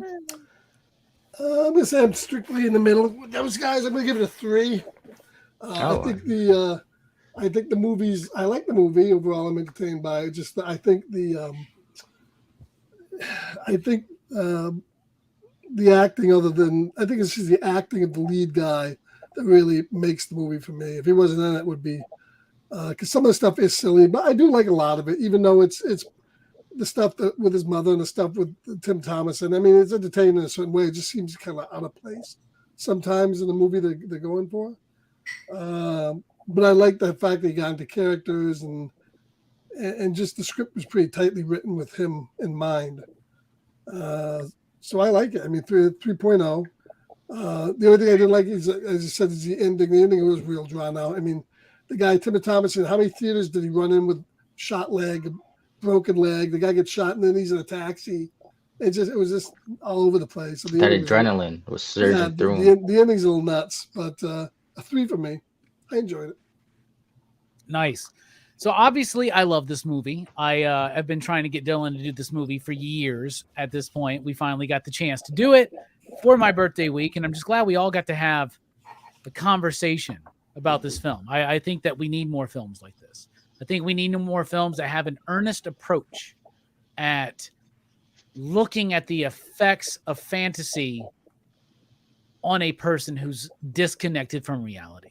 Right? We've had movies like this before, but this one, there's something about this movie tonally. And Verno kept mentioning like movies in 1980. And there's something about them. You're right. And it is that idea that like we've had proto slashers, right? We had Psycho, we had Black Christmas, we've had Halloween. We're in this era now between 70s horror and 80s horror. And I've mentioned this. There's something raw and visceral about horror cinema from 1980. In 1981, there's something. Was that American Werewolf in London? American Werewolf in London was 81, right? Okay. Friday 13th is 1980. 81 is just wild, like the amount of movies. There's something about those years, right? This movie to me is bold. This movie to me is nuanced and upfront, right? I love this movie. It's about a horror cinephile. It's about this dude who's dressing up. I love the makeups when he's dressed up as the mummy, when he's dressed up as Dracula. And the most striking image in the movie is when he's like halfway through and the mirror He is slowly like, turns. that's so fucking awesome to me because Dude, that's it's so satisfying that he turns like that. it's Sorry. so satisfying because that's the moment where they're like, he's halfway there. He's not all the way there yet. And like to go out of their way, any other fucking hack today would like have him kill the first victims. But he doesn't. It's like accidental. He almost tragically and accidentally falls into being a serial killer. Right? And it's something that could have been with just a little bit more kindness in this dude's life. His life would have been way different. Right? And so ultimately I think that's what the theme of the movie is that we can talk about everything that it explores about fantasy and fiction and reality and all that kind of stuff, but kindness goes so fucking far, right? Especially to like awkward people. I work at a comic shop, y'all. I deal with people like Benford all the fucking time. Just be kind, because we are all there at some points. We feel disconnected. Not me. No, I'm just kidding. Every time. Yeah, I don't know what you're talking about, but I get it. You guys break this one out. Wow. It sounds profound. But this movie has some faults, and I can recognize that. But for me, I would love to go ham and say 5 or a 4.5, but I can't do that. Like a Scarpad or for me, this is a 4 you digs movie because of my personal connection. It's probably actually a 3, but we talk about the subjective nature of art, and to me, subjectively, this is a 4 out of 5 you digs. I love Fade to Black, and I'm so glad we finally got to talk. We all got those movies. Hell yeah. Street Fighter, I know is not a 5 movie, but it's a 5 to me. It's a goddamn 5 for Raul Julia, man. If Raul Julia was in this movie, it would be a 5.69. That's true. Wait, well, what did you give it? 2. Steph? 3. 3. Burn. 4 from Burn. Scarphead. Give it a 3. Gave it a 3. Yeah, I probably agree with Robbie. I'm in between like a 3.69, but I do really enjoy the film, and it's one that I literally, like I said, I went watched it, and I could watch it back to back. I enjoy it. I think it's a good character study, and I think Dennis Christopher does a great job, and I'm excited because I actually haven't checked out the special features on it, so I'm excited to dive into those probably after we get off the stream. So yeah, man, it's a 4, man. In Search of Darkness with another win. I highly recommend you guys checking this out. I highly recommend you checking out In Search of Darkness Part 1, 2, and 3, and have a notebook out and maybe the Amazon account open so that you can start fucking, seeing what you don't got, see what you never saw. Those movies suck. Start checking some shit out. Highly recommend it. So with 3 4s, a 3 from Scarpad, a 3 from Link, and a 2 from Fable, and a 3 from Evan, a 3.5 from Two Gun, and a 3.69 from John. I'd say we're probably at a 3.69. Sounds good. 3.33 for the I know it. for the crew. It might be that 2 might have brought us down, but It definitely brought us down. What the fuck, Fable? The 3.3 is close to the 3 I gave it. So Hey, let's go with nobody said favorite scenes or favorite characters. I would have told you my favorite character is the guy's mustache, man. That mustache was badass. I love that mustache. And when the guy was jerking off, I was terrified. That Yeah. was the scariest part of the whole movie. Yeah, it was. That was- Like, how little is his I was dick like, if he's no. jerking off right now? I'm telling you Like- this. How fucking committed is that actor to being. I mean, I bet that's how I bet he jerked off for real. I don't know. No, man. they said he actually beat his meat to that. Like, there's like. Like, it's so fucking weird. You know, the other thing I wanted to throw in that we didn't mention is the priest. How about the priest in his little fucking priest limo with like the crosses on the doors and shit? That was just thrown in there. I feel like that was another shot at Hollywood itself, and just like the whole shadiness behind Hollywood. Even his mom would lie about being his mom because it would hurt her career. That's what it was. Like, wasn't that the reason? Is because it would hurt her career if they knew that she had a child or something? Yeah, like Schwarzenegger and his housekeeper, right? He's doing fine. Lance Hendrickson in Scream 3. You're right. Like, yeah, we passed her around the fucking party, and she had right. I'm telling you, dude. A fucking stab movie to do, and he turns out to be a serial killer. Scream 3 is so much deeper than I think anyone's ever given it credit for. Come on. Scream 3 is not that bad. Scream 3 sucks. Scream 3, I think it's a scathing commentary on the rape culture in Hollywood. I think it's a scathing Most Screams are solid, bro. Sequels. How about that? I think it's a scathing criticism on Courtney Cox's Bang. Scream 5 or Scream 3? Scream 3. I'm talking. But I like that they take. No, I mean, which one do you guys prefer? I like that they take it down. At least they used to fucking really kill people back in those movies. So. Yeah. I just don't like a Ghostface that sets up fucking dynamite timers like he's the Wile E. Coyote or some shit, man. Silly as well, shit. You can have multiple Ghostfaces. You got fucking family Ghostface now. Fucking Roman sucks. He's the worst Ghostface, okay? Let's be honest. So, anyway. Fade to Black. The review is officially over. Next Saturday, we got a good one. Oh, hell yeah. Rodriguez is The Faculty, baby. Banger, bro. Is it definitely my favorite. 98. Did you have a wedding? Some goodness. Oh, shit. Yeah, so it might be next Friday. It'll probably be next Friday. Is it next Saturday? Yeah, thank God. Wait, are you getting married? What's going on? No, is it your wedding? No, That'd be funny as shit if Dylan forgot about his own wedding. Oh, the fiance, her brother's getting married. Same thing, dude. My fiance's brother's getting married next Saturday. Wow, I was gonna say, yeah, we're doing Friday. Is it next Saturday too? Yeah. I was gonna say I didn't know Beyonce had a brother. So yeah, it'll probably be next Friday, I think, because either that or I'd have to push it back a week. So I'm gonna try. Hopefully, you guys can do it Friday night with me. Do y'all notice this cool new thing that Mike's been doing about putting the title on the banner there? I think that's dope. Yeah, I love it. It's clean. I like that. I like that thing he does where he puts Josh Hartnett. And he's been putting the actual title logo. Yeah, that not like just putting it in himself. To be honest, slight criticism. It could be bigger. It's kind of small on the banner, but it's all right. That's what she said. He's doing it for free. So. Yeah, that's what she said too. I love Mike. Shout out Mike Matthews. I love that thumbnail. Dude, he gave it. Do you have the other one with the blonde girl's ass? Oh, this is the one I want. This is the one I want. But I was like, man, that other one would get some fucking views because the blonde girl. It's like an animated version of it. John, what's his name? John. What's his last name? Fucking the main guy from H2O. Josh Hartnett. Josh Hartnett. His face looks really weird, and it's like an animated comic style like thumbnail, but they have like right in the middle of it the blonde girl in her butt, like with her butt showing from the movie, obviously. Ass before it was cool. Okay, all right. I've never seen this movie, but I'm gonna make a prediction. What? Dude, it's fucking. I've never seen this movie, but the Body Snatchers. Yeah, I know. With kids, yeah. 90s, baby. Airpad's not going to get it. The 90s wasn't the best one. Anyways, I love it. No, this movie is fucking fire, bro. I'm just gonna say, I bet the black guy gets it first. Is that true? No. He doesn't. And that's Usher. That's Usher, by the way. Yeah, Black Usher. Black. I'm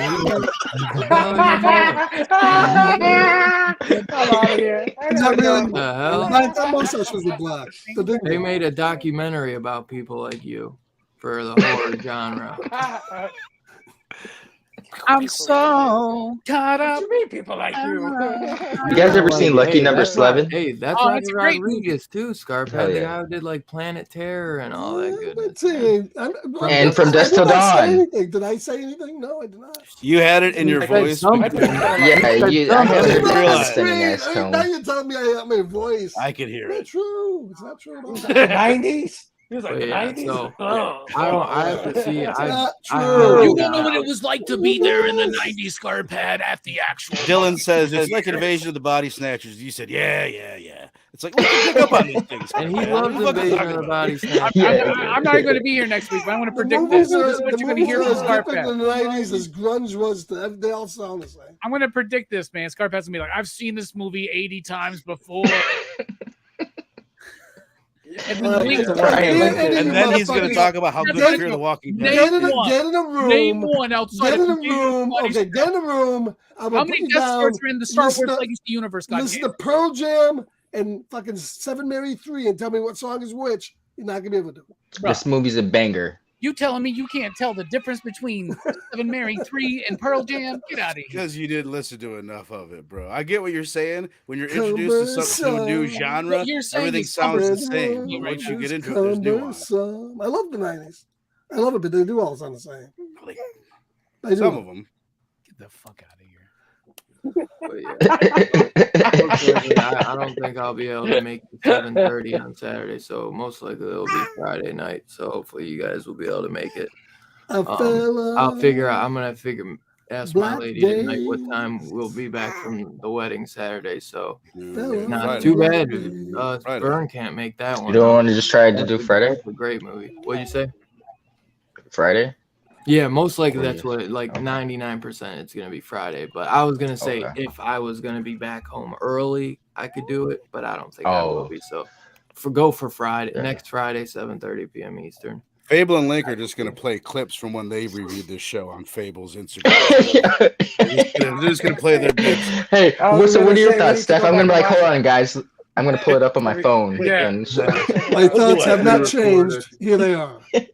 I know I forgot they no, did this it, will be but fun. I know you guys did it, but I know it's one that they love. So Hell and it was, yeah. that was like last year, I think they did. I that. watched it This when was, they did it favorable. too, so I'm looking forward to it, man. It's a fun one. It's nostalgic for me, and Yeah, I know. I wish you'd be there. Fuck yeah. And then Crash and burn, Casey. Tomorrow, Scarphead is reviewing Top Secret, Top 1984 Secret with Val Kilmer. Val Kilmer. nice.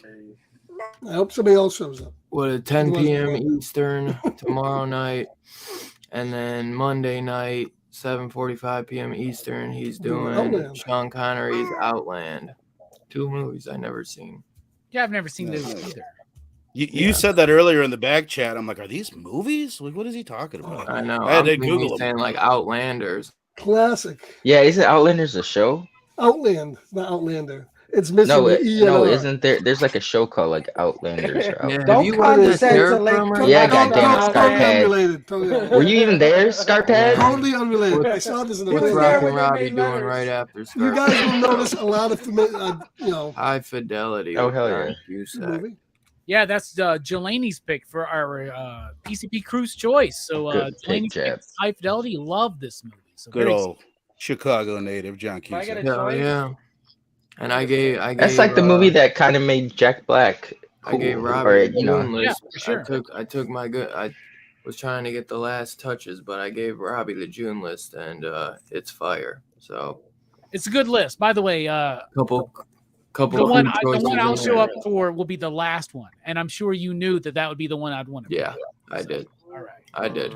Trust me, I wonder knew. which one that is. That's why I knew. I had want to to pick put the one the some- week before. Well, well, going to be a I Heroes knew- Con, so I knew it would be tough for like 3 of those but I knew that the last one there. You was showed no way you you could showed up pick for the that trauma the trauma film. one.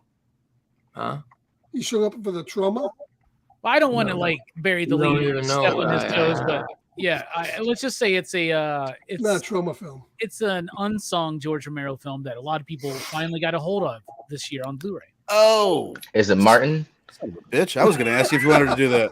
Starring Martin Lawrence. Yes, that's what it is.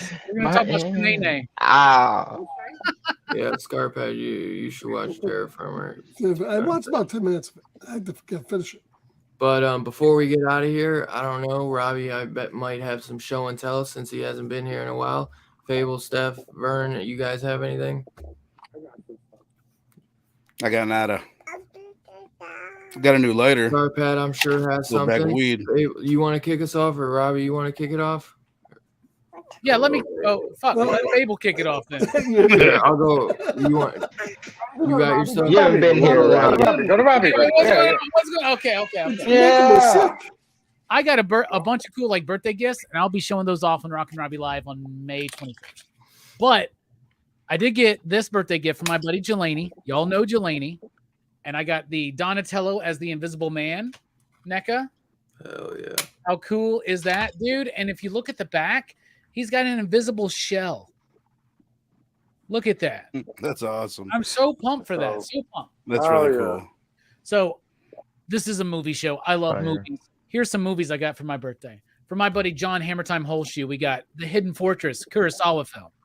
Nice. That's awesome. Oh yeah. Also from John Hammertime Holshoe, I got Lady Snowblood. Nice. That's the complete collection from Criterion, so that's awesome. From, I believe this is Mary and Choco's 26 sent me these, but it's the Guardians of the Galaxy Volume 2, which is my favorite MCU film, which I still didn't own, so they got me that.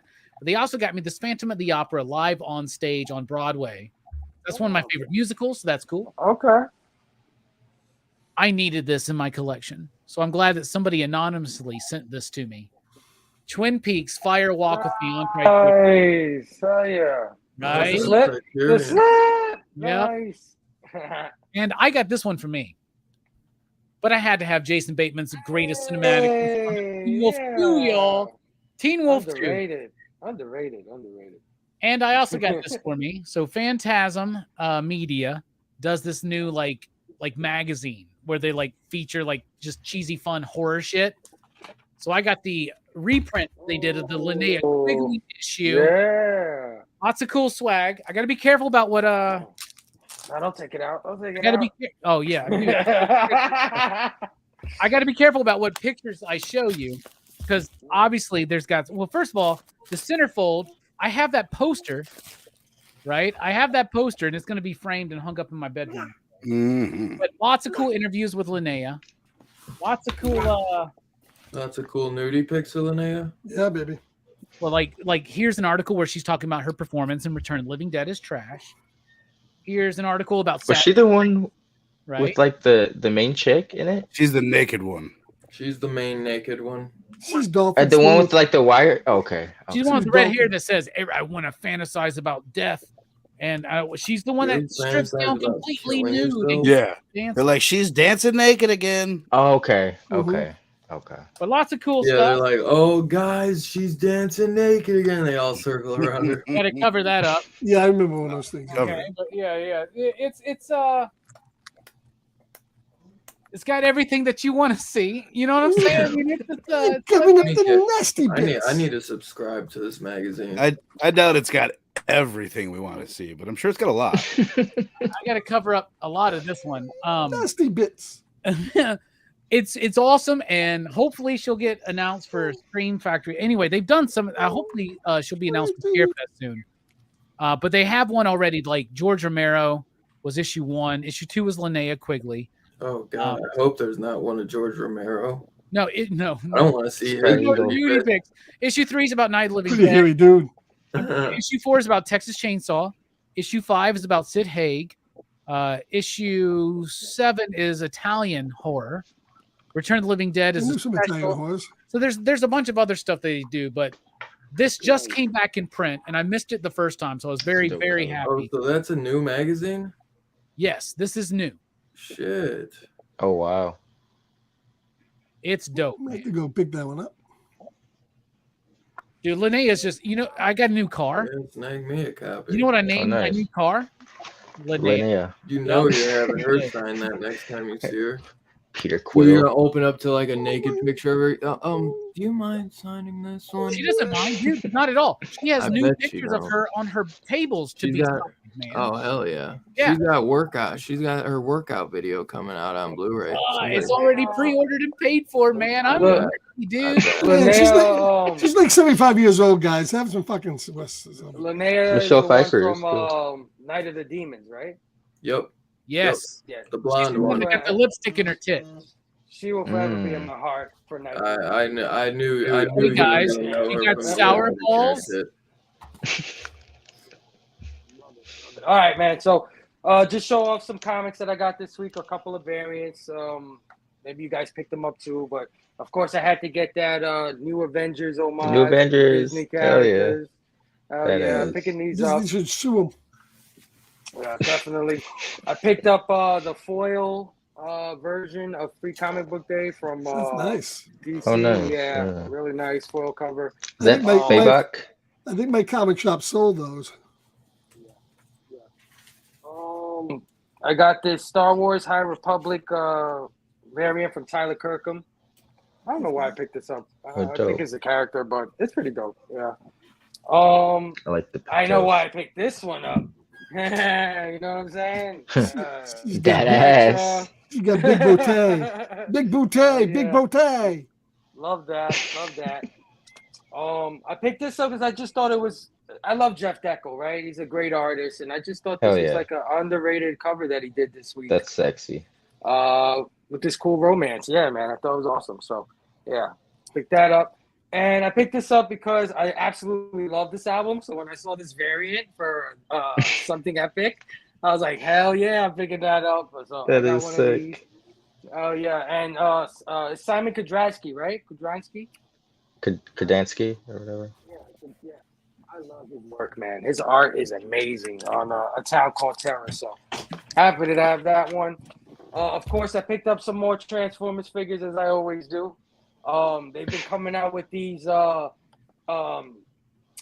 Transformers based on the video game. Have any of you guys played the video game from the Xbox 360, the War for Cybertron? Have you guys ever? War and Fall for Cybertron? Yeah. Fall for Cybertron. Yeah. You played. No, there's two. Some of the, yeah. Some of the best Transformers games ever, in my opinion. So they came out with toys representing those characters. I already showed off the Prime, I think, on my show, but I'll show it here. So first up, I got the Bumblebee from the War for Cybertron. Nice. Yep, turns into the car and everything from the video game. Yeah, I like that. Yeah, I love that. Very sleek. Picked up Barricade. If you're not familiar with Barricade, he's in the Michael Bay movie. He's the cop car that presses Shia LaBeouf in the So yeah, You gotta wait for the variant coming out of Black Barricade. And of course, I think you would turn into like a barricade. Optimus Prime, dude, like the beefiest Optimus Prime ever with a giant axe and chest piece is very angular. The car's a little mushy though for Optimus. Yeah. They've also been doing these retro reissues of the older toys from the 80s, but they've been recoloring them to match the cartoons more. Because if you know anything about Transformers in the 80s, they totally did not look like the characters they were supposed to be. So they finally recoloring them.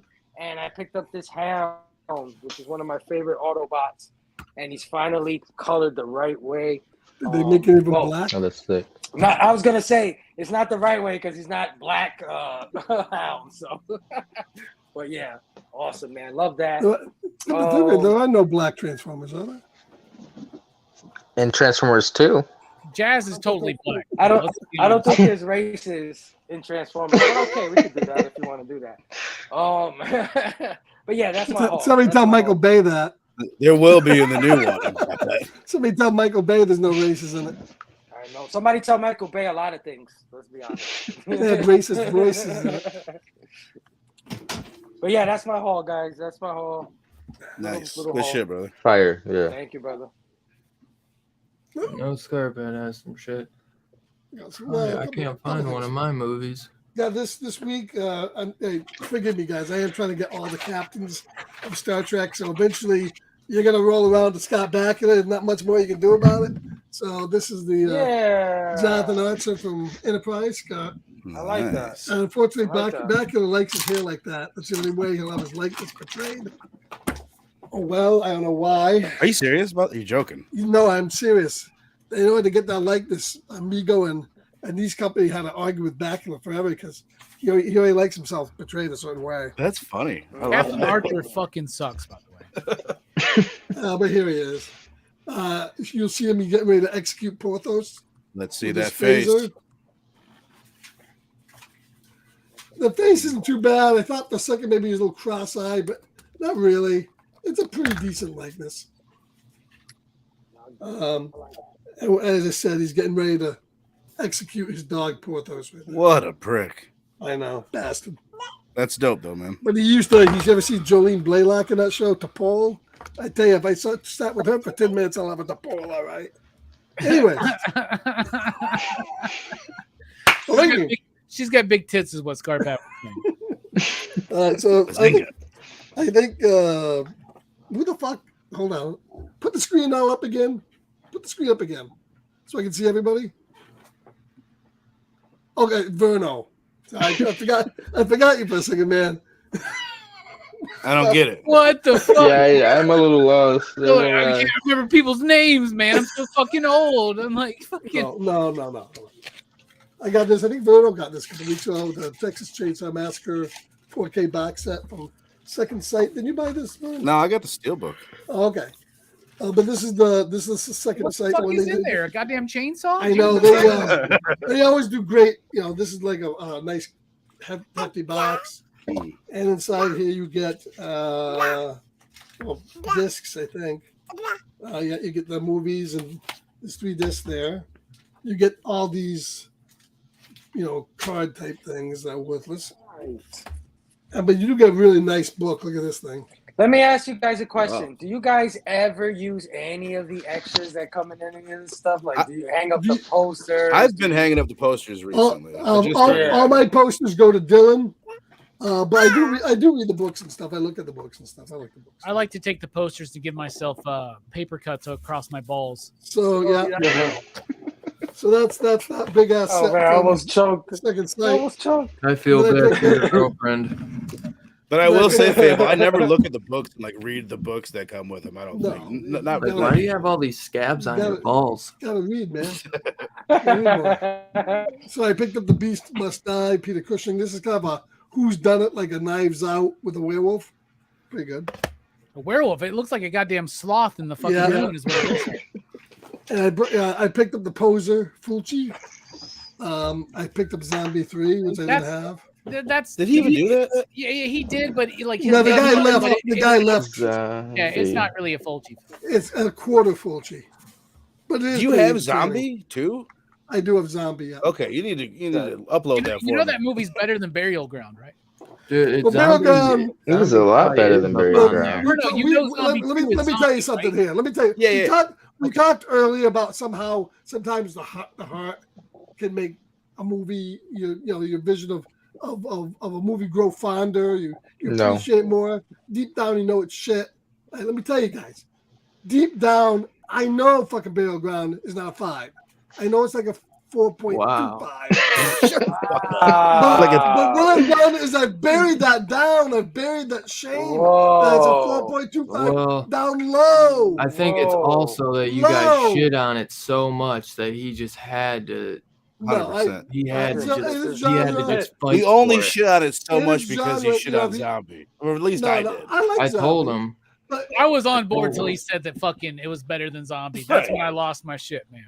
I told him that's why. What happened? It is a little better than Zombie. A little bit. Yeah, it gets more entertaining. Get the fuck out of here. To me, Name one of the characters from Burial Ground. I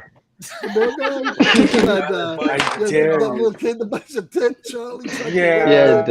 Not the description of his physical appearance. Then every fucking the zombies all coming at you, and you get the glass in the eye, you get a little titty, Anyways, let me continue. This is Don't Sleep on Severin. Severin. So, they make pretty nice shit too. This is Dracula versus Frankenstein from my buddy Al Adamstein, who made some really Adamson that made some fucked up movies. Yeah, so that's that. Kind of okay. Okay, and then you get a double feature of one of his movies, Brain of Blood. That's a pretty cool. Really nice cover. I love the covers. Yeah. Wow. The covers. This is original artwork. The other one, I don't think it is, but nice and thick. And then inside you get the other. That's what she artwork said. here. No, quarter So this is culture. that's Quarter that's, so culture. that's pretty decent release from Severin. So they're pretty decent too. I picked up this. This is a great movie. I don't know why I like it as much, but if you guys haven't seen this movie, it's on, where, Shock Waves with Peter Cushing. I don't know why I like it because it's really cheap and it's not. It's probably why you like it. It's very atmospheric. They go to this. They go to this island. They break down the ship. Peter Cushing is an ex-Nazi guy, and all his troops are dead, laying in the water. And from time to time in the movie, all of them pop up at the same time. It's just creepy as hell. I don't know. Dude, that movie's always streaming everywhere, and it's always like the _1 movie recommended to me. And I'm like, this movie is for you, Liz. It's got John Carradine. You're like, we're not watching some fucked up shit. The great John Carradine. Because you like Fate to Black. And this is the first movie. This is like the first movie of Brooke Adams who would go on to do Invasion of the Body Snatchers. So. Oh, really? I like how Scarpack continued to that whole bit. Riley, he's a professional. Riley, yeah. got from Canada, the Canucks, the Infinity Pool uncut version.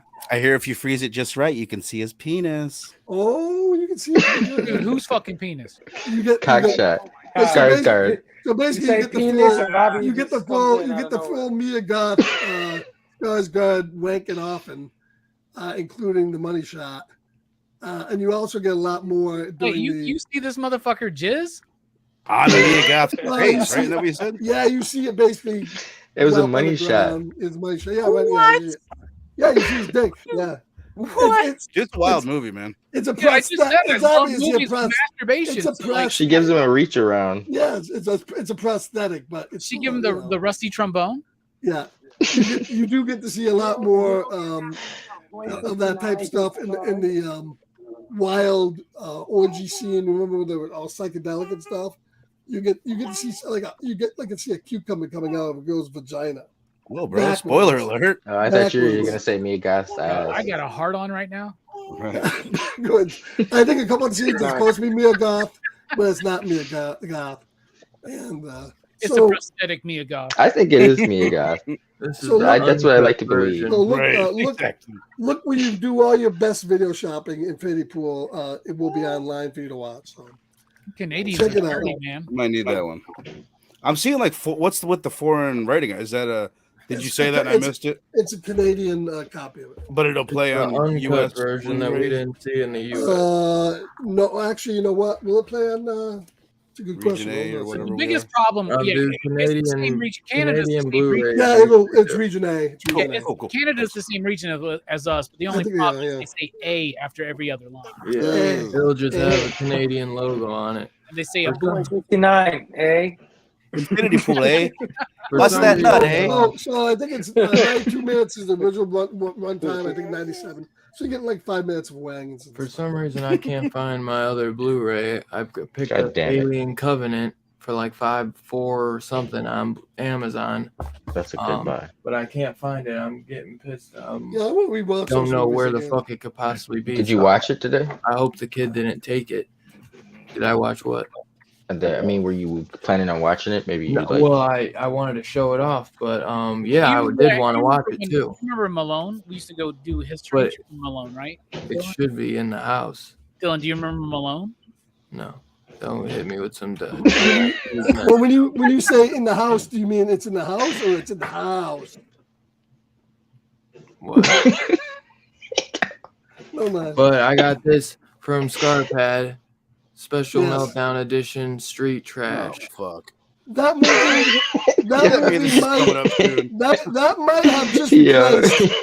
might have just replaced Battleground as one of my favorite films because it's very non-PC. It's a film that has some. This is the same shit you guys said about Burial Ground. Oh my god! It's an 80s movie. I just want y'all to know I'm behind Street Trash, but I'm not going to be here for that shit.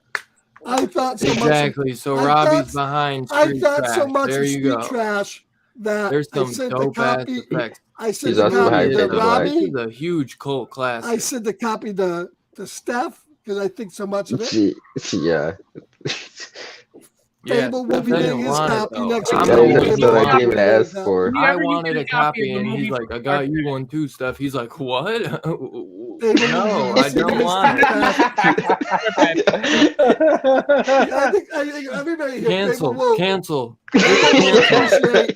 will appreciate Street Trash the most because it's only like 2 minutes where he lives, right down the street. You can probably walk to all these things where they shot And the Bryan movie. Singer was Says attached to Eraserhead Bryan it. Singer was the Night of the DP. Living Dead on the set of Texas Chainsaw Massacre. George Romero liked it. You get soccer games with the decapitated penises in it. You got all sorts of inappropriate shit.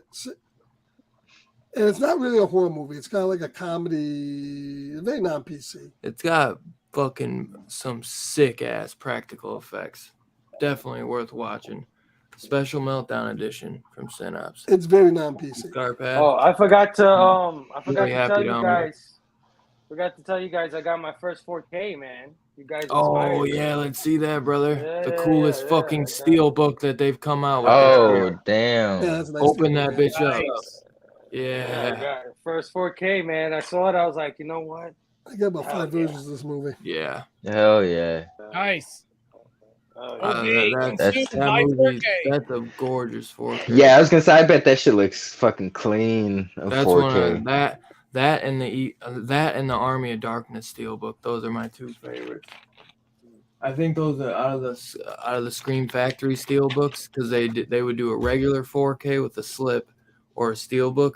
Though I bought both copies of Army of Darkness, but they live. I tried to get the one with the slip.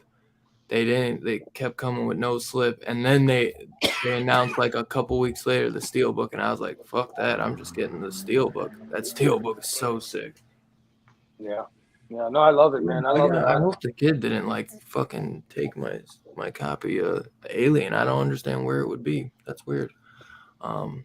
Maybe a walk. Because we were gonna watch. He wanted to watch. Ever since I showed him Mars Attacks, he's been always wanting me to show him cool alien films. Right now, Yeah. he's watching the fucking movie, like mind fucking blown at the fucking self-abortion scene. They're just like, whoa. The What? They don't cauterizing. do that in Covenant. Yeah, that was the Covenant. aliens Oh, in that was Mars Prometheus. Attack are a Yeah, little yeah. different than this movie. No, that's Covenant, where she No, has Prometheus. Because she got pregnant by the dude Tom Hardy after he lookalike, gets fucking. God Logan damn. Marshall Green. Wait, yeah, I They Ridley, have- they have similar those. I beats, like though. both of yeah, those Ridley films. Scott did 2 more. Yeah, they're solid. Yeah. I wish that I really they like would have Prometheus, continued yeah. Ridley Scott's, like, just to see what his vision was going to be continuing on. 'Cause No, he had- Covenant's the one with the abortion scene, right? Where she Mm. goes Which one? when she goes into the Because remember David, like the pod, the bed pod, the medical that was thing. Prometheus. Right. Yeah. Oh, okay, yeah, that That's was Prometheus. Wow. Unless there's another one in. They had, I feel like there might be a Prometheus for sure pregnancy has it. scene in Covenant. To be honest, they had similar beats. There was one in the original Aliens that's on the deleted scenes with Sigourney Weaver. No, Yeah, I'm yeah. looking She's it up. supposed This to be pregnant. motherfucker's Covenant, y'all, right? Like, am I tripping? This is No, Covenant. it's Prometheus with the chick with the Yeah. bang. She's the British chick. She's only in one And movie. she Yeah, goes on 'cause she- the table and does 'cause it she got like pregnant. herself. She has Yeah. the machine like cut her open and it pulls it right out in front of her. I don't Yeah. remember that. I remember it cutting the Prometheus. skin, but I don't remember ever pulling anything out. No, still in You No, gotta the watch little, these the little. movies. It was had like three. I'm The agree- metal me arm and Seth grabbed both it. saying that We shit. gotta watch these. We gotta watch these and cover these. For me, yeah, those would Prometheus be is some good dope as movies to fuck. cover. I used Covenant's to think not bad too, Prometheus bro. was dumb. No, I like them both. Yeah. I gotta pick up Prometheus. I'm just not a I fan. love I both don't of those. think. I think when they make the alien and they tie him back like man and stuff like that, it just belittles the ability of him to really be a monster anymore. I mean, I want to know when we. It's like I don't want to fucking. This shit was played in. It's like I don't want to know fucking James Bond's got a brother who he fucking loves. I want to know all that. I What don't are need you Why to know not? that talking the about? What does that have aliens to can- do with I don't James know if Bond the and a alien- brother? I don't and need to go. fucking- I don't need to go back to. I oddly get what he's saying, and I think I agree with I him. don't need to go back to fucking Alien to find out how The he whole fucking goddamn was point of Alien made. though is like the mystery of the engineers. Like, where'd that come from? It's ancient No, aliens. it's Yeah. not. It's like the Yes, argument it about is. the It's all mystery about is the that engineers. he's Which they on tie in back the into first the original movie. Alien. In the first movie, he's there, and you see him, and you know he came from there. But you don't need to know anymore. You don't need to find the Get the fuck origin outta of all this. You Oh, know, you're fucking it's crazy. not. To me, Dude, it well then all you destroys. have, dude, if Scarpets, you I don't like try the and mystery. dive It's the same way into in it, Star Trek. you then don't all you need have to is know a it. fucking We don't movie need to about know people it. in space getting They attacked went by to the aliens. well You too many have to times go with the deeper Borg. as you The go Borg on was to a 7 great fucking films in the adversary franchise. in 2 episodes, and then they went to the well with it too many times. And you can't remove the mysticism of the alien, where he came Yes, from. you can. No, you cannot. Ridley Scott. And dude, they wasn't- tried to do that shit. We're 5 fucking movies, and after the 2, they started becoming trash. So he's like, I'm gonna fucking go back and try and do something Hold on better. a No, second. but Let's the- not show Oh, what Alien Requiem, three is good. Resurrection was. Come on, Resurrection not that bad. sucks, bro. Like, It's bruh. not the. Come I on, didn't say- I the didn't say crippled dude hanging all upside of them are down, trash. I shooting didn't at the say all alien. of them are trash. I'm Right, just yeah, saying that fucking they. Ripley, like, I didn't say they were all trash either. I just said they're not necessary. I told you I like Prometheus and Covenant, and I like They are solid. what is it? I like I like 3. all I like aliens, 3 though. of the 5 aliens. I like I 3 like of the 5 like first aliens. So Resurrection Alien is the 3 worst. way Yes. better than y'all remember. I'm just gonna say. Yeah, Alien 3 wasn't It's bad, not man. that bad. They're all different. The first 3. Resurrection is. it's just the first 2 are Well, the trash. extended cut made it watchable for the first one. We saw the extended cut on number 3. It's trash-esque. Yeah, like that. well, I only like the first one. it's the same one. You don't with like the fucking- aliens? Not really, dude. I mean, I get it, but the whole time I'm Get always him like, off the screen. I don't Get him off get the it, screen dude. right We'll be now. doing aliens, by the way, in a week. We're gonna have aliens. Aliens will be on the show on Monday night. Not this week, but next week. don't get me wrong. I think it's good. I never get it. I never get why It's a different so type of beloved. movie. I get it. Yeah, it's more of an 80s action Built movie. And that it seems so lore. cheesy to me. Got fucking Game Bill over, Paxton. man. Enough said. But And if you're Lance gonna ask me which one I Henriksen. like best, I like the Enough first one best. Yeah, me too. Bill Paxton and Lance Henriksen. Psh, enough said. It's Bill Paxton's most fucking annoying performance by far. Like, in my opinion, he It's drives me pretty nuts. annoying. Most I like he Bill Paxton. He doesn't a go lot. quite to the lengths that he does in True Lies. True You're right. Lies is his best role ever. Got an ass like I a thought- I 10-year-old boy. I thought we had a connection here, Verno, but you're not liking Bill Paxton. You giving faith to black. I like Oh, Bill I know Paxton. Bill what the I heck's like Paxton's going one of on. my all-time favorites. That's because get it. Verno What was that being- movie with Verno got elevated. He was like the serial killer hearing shit from God. Frailty. Frailty. Yeah, Yes. Love Frailty. One That's of a those good one. fucking so good. Speaking of that, I might have to add that to the horror show, dude. yeah, you do. Identity is another Fucking good one too. banger. I love that movie. Yeah. Oh yeah, Bill Paxton wasn't or- it? James Mangold. It's streaming somewhere right now. That fucked me up when I first saw that ending. I was like, what? They're not real people? What's the point? Mind you, I was like 14 when I saw Thanks, this. fucking. I didn't see the fucking movie. Thanks a lot. As I said, did you just spoil one of these movies? No. I was thinking of some book I read. Spider-Man 2. Spider-Man 2. Yeah, Wow, it was this issue I read a few days ago. yeah, he is a That dick, was- but he gets turned into a fucking dick, a shithead dick in Weird Science. I love it. I love it. But all right, fellas, I had a great night as always with y'all. Remember, tomorrow night, Scarphead is doing Top Secret. Then the day after, Monday night, or Whoever's tomorrow gonna do night, that 10 show p.m. with me, Eastern. Am I talking? yeah, you are. Whoever's gonna do that show with me tomorrow, if you'll come to me and say fucking thank you for showing me Top Secret because it's a great fucking movie, you're gonna love it. Or you might hate it, but if you Yeah. do love What it, if we hate you're it? gonna- Then are we gonna say I thank don't you? think you're Then? gonna hate it. I don't think you're gonna hate it, but you might. I don't think I've Well- ever even heard. Actually, no. I think I have heard of it. I've never heard I of think it. I remember seeing it in the VHS store. You mean the whole movie? Just because when you in the showed me the VHS? cover. But tomorrow night, 10 p.m. Eastern, Scarpad's Domain, Top Secret. Monday night, 7:45 p.m. Eastern, Sean Connery's Outland on Scarpad's Domain. And right after, Rockin' Robbie's doing, what is that? The John Cusack film, 9 p.m. Eastern. Robbie's already fallen asleep. Or is he frozen? He's doing a bit. He's got me on this one because he That's a good looks. one. That's a good one. Yeah, What is it? High fidelity. High fidelity. I was gonna say analyze this, but I knew that was fucking wrong. That's a Isn't fucking that Robert De good one. Niro? Oh, yeah. Robert De Niro, dude. Billy Crystal. Scarpath's got Dude, I love analyze this and that. And can Yeah, I just, I can know I it's just that review those. can I pimp that me and Link will be doing another show, I think Thursday or Friday, another episode 2 of Link and Scarpath's Got Issues. And this time we're going to be reading Oh boy. a Chip Zdarsky comic called Newburn. And we're gonna be I doing, like. I've not read this. we'll be What is doing it? the first 8 issues of Newburn. I think that's all there is. I really enjoyed the first 3. Okay, let me just say, I never heard of watched it. your guys' show, and I haven't been into comics in like a year. I don't catch much comic material. It was really fucking good, dude. Link, you have a whole thank you. other like level of passion when you're talking about comics. I feel like Thank you.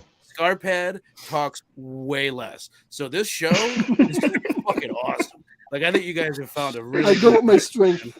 Yeah. Thank you, brother. you bet, dude. So we're gonna be doing that Chip Zdarsky Newburn. I don't think I ever heard of that one. Dude, that's a cool comic, man. I'll have to check it out. I don't think I've ever heard of it. But I love me some Zdarsky. And then probably not next Saturday, but this upcoming Friday, 7:30 p.m. Eastern, Robert Rodriguez's The Faculty. Love this film, so I can't wait to talk about it with you guys. And I know Fable and Link love it, and I know Vern loves it, but look at that cast. Maybe if it's Friday, he can come. But I can't wait to see it for the first time, and I still think the black guy can gets maybe it make first. it if it's Friday, Vern. I'll definitely be here if it's Friday. Yeah, the wedding's done. Sick, dude. Hell yeah, then we'll definitely. But I'm in the try to wedding go and we're Friday. going Saturday. So yeah, I'll Right, definitely be here. right. Yeah, I know. I forgot about the fucking wedding. Is that who's that in the background? Is that fucking Bilbo Baggins? What the fuck? Oh, is yeah. that? Bilbo, Yep. man. That's Elijah Wood. And that one dude with the curly hair was in Fear of the Walking Dead for like a few episodes. It's got a good cast. Sean, It's got a good yeah, cast. hell yeah. It's got a really good cast. So it's gonna be. I love the film. It's got the fucking T1000 in it, dude. It's a bag. Hell yeah. Yep. Yeah. Oh, yeah. From Terminator I 2, don't baby. believe a man should run unless he's being chased, sir. Yeah. Hopefully I can like find. that. Hopefully that movie's available to stream. I Somewhere. like You guys have to let me know. It is. It's somewhere. I'll look it up right now. Yeah. all the movies this motherfucker buys. It's probably on HBO And he Max. doesn't want to fucking watch. Take a chance on the faculty. Nah, I don't do much Right. shit, man. Faculty is a good movie. Do you like Robert Rodriguez? It's a good movie. Yeah, It's on HBO. Okay. But Cool. dude, as always, everyone, thank you for coming and hanging out. Make sure you hit that like button on your way out. Sub up Scarpad's domain. Go shout out my boy One Collection Down on Instagram. Can I give a little promo Yes, too? sir. Yes, sir. Oh, That's yeah, I what got I was shit about going to on. say. Oh, We can't okay. forget One Collection Down and then Blood Splatter Chatter too before we get out of here. Everybody go back and catch the rewind of Blank Fable and his amazing friends with Nick Comic Culture. We had Nick couldn't make it to the show, but we had Big Herm Collectibles taking his place, and we had none other than Comics with Bueller on the show. We talked to Bueller about his journey, in being a content creator, and also we talked about what was it? The damn Xbox thing. The Xbox thing that's going on. So check that out. Yeah, and I think we're gonna take the next 2 weeks off, but we're coming back on June 3rd at 3 p.m. Eastern, and our guest at that time will be Comic Tom 101 and Fire Guy Ryan. So you guys do not want to miss that show. It's gonna be a big one for us. I hope to see all of you guys in the chat for that one. Oh yeah, and before I go, also I want to encourage everybody to check out the Comic Book Community Awards. There's a lot of people on this panel. Scarpad and Link just started the show. That's a good one to maybe check out and give a nod to. Of course, the great Rockin' Robbie, who's been nominated tons of times and has won a few times as well. Well deserving. He's still doing it. He's still kicking ass. I've only won once. I've only won. Nominated quite a few times. I didn't even know. I guess I'm on it too. Nick's showed me. I didn't even know. I didn't think I'd be eligible. Yeah, so if you happen to see one of those things, hey, consider one of us for one of those things, man. Hell yeah, dude. Yeah, I'll consider. Oh yeah, I'm trying to take home the trophy. Trying to take home the trophy. Right. I'm gonna Oh. fucking review a comic so I can get on this too, man. I don't even review comics and I'm on that bitch. This Thursday on Blood Splatter Chatter, I have a very special guest. Our very own Missing Link is gonna come and we're gonna talk about remakes. This is, dude, all these lists I'm finding are way trickier to make than I initially think when I sit down. Yeah. So I know. we're I talking have about like our top 50. 7. It's a weird one. We're talking about our top 7 Just favorite. Top 7 for you guys and top 5 for me. You No, know we're how doing hard that we're We'll doing is? top change it, 10. yeah. We changed ours to top did 10. we change it to top 10? Yeah, I you got guys- like 50. Well, we didn't that I'm fucking like do it. debating But on. if we The do thing do it and the ever, five. it'll be a top 10. The No, thing we'll and the do it. 5. We'll That's do it me. probably the Thing week and the after. But All no, of the that's, remakes, like The Thing, The Fly, Dawn of the Dead. well, that's the thing. I took out the 80s ones. We're doing post 2000. That's some bullshit. Well, if you do That's that, all It Well, helps then make how it do narrow you- it down. talking about or what Then what how I do you wanted. even come up with 7? That's bullshit. Because you don't Good, fucking know if what you you're don't talking got about, no bro. way You're for There's crazy. some- after link, If one of you set motherfuckers me says up for hills that. have eyes, I'm gonna lose my shit. That's all I'm gonna say. Everybody says they like the Come Bruce join the Willis chat. death wish of That's Enjoy an the easy show. one. Yeah. Come join Thursday 6:30 Central Standard I Time. like The Last House on the Left remake. Let's be honest, bro. Yeah, that's a great No, one. that was trash. It's But better Hills than of the Ice. original, probably. It Oh, did have fuck. that guy from Terminator in it though. That Gwyneth, what was his name? He was pretty good. Yeah, it's Bro, not nearly as bad as Robbie's. If you don't taking got it nobody down. for the It's week pretty good. after, dude, this week for you and stuff, the week after, we could do it that week, like the week after your show and stuff. We'll get it in. We're just gonna squeeze that one in at some point. Okay. Yeah. All I'm not right. gonna- Well, I didn't know if you had anything. We're just planned gonna yet. pop up one day and people. I didn't will know go, "Oh, damn, who they're you doing had a show." planned after stuff. So Yeah. okay. All right. Well, y'all have a great night. Great rest of your weekend. I love y'all, and we will see you guys probably tomorrow night, if not Monday night. Y'all have a great rest of your weekend. Peace out, y'all. Peace.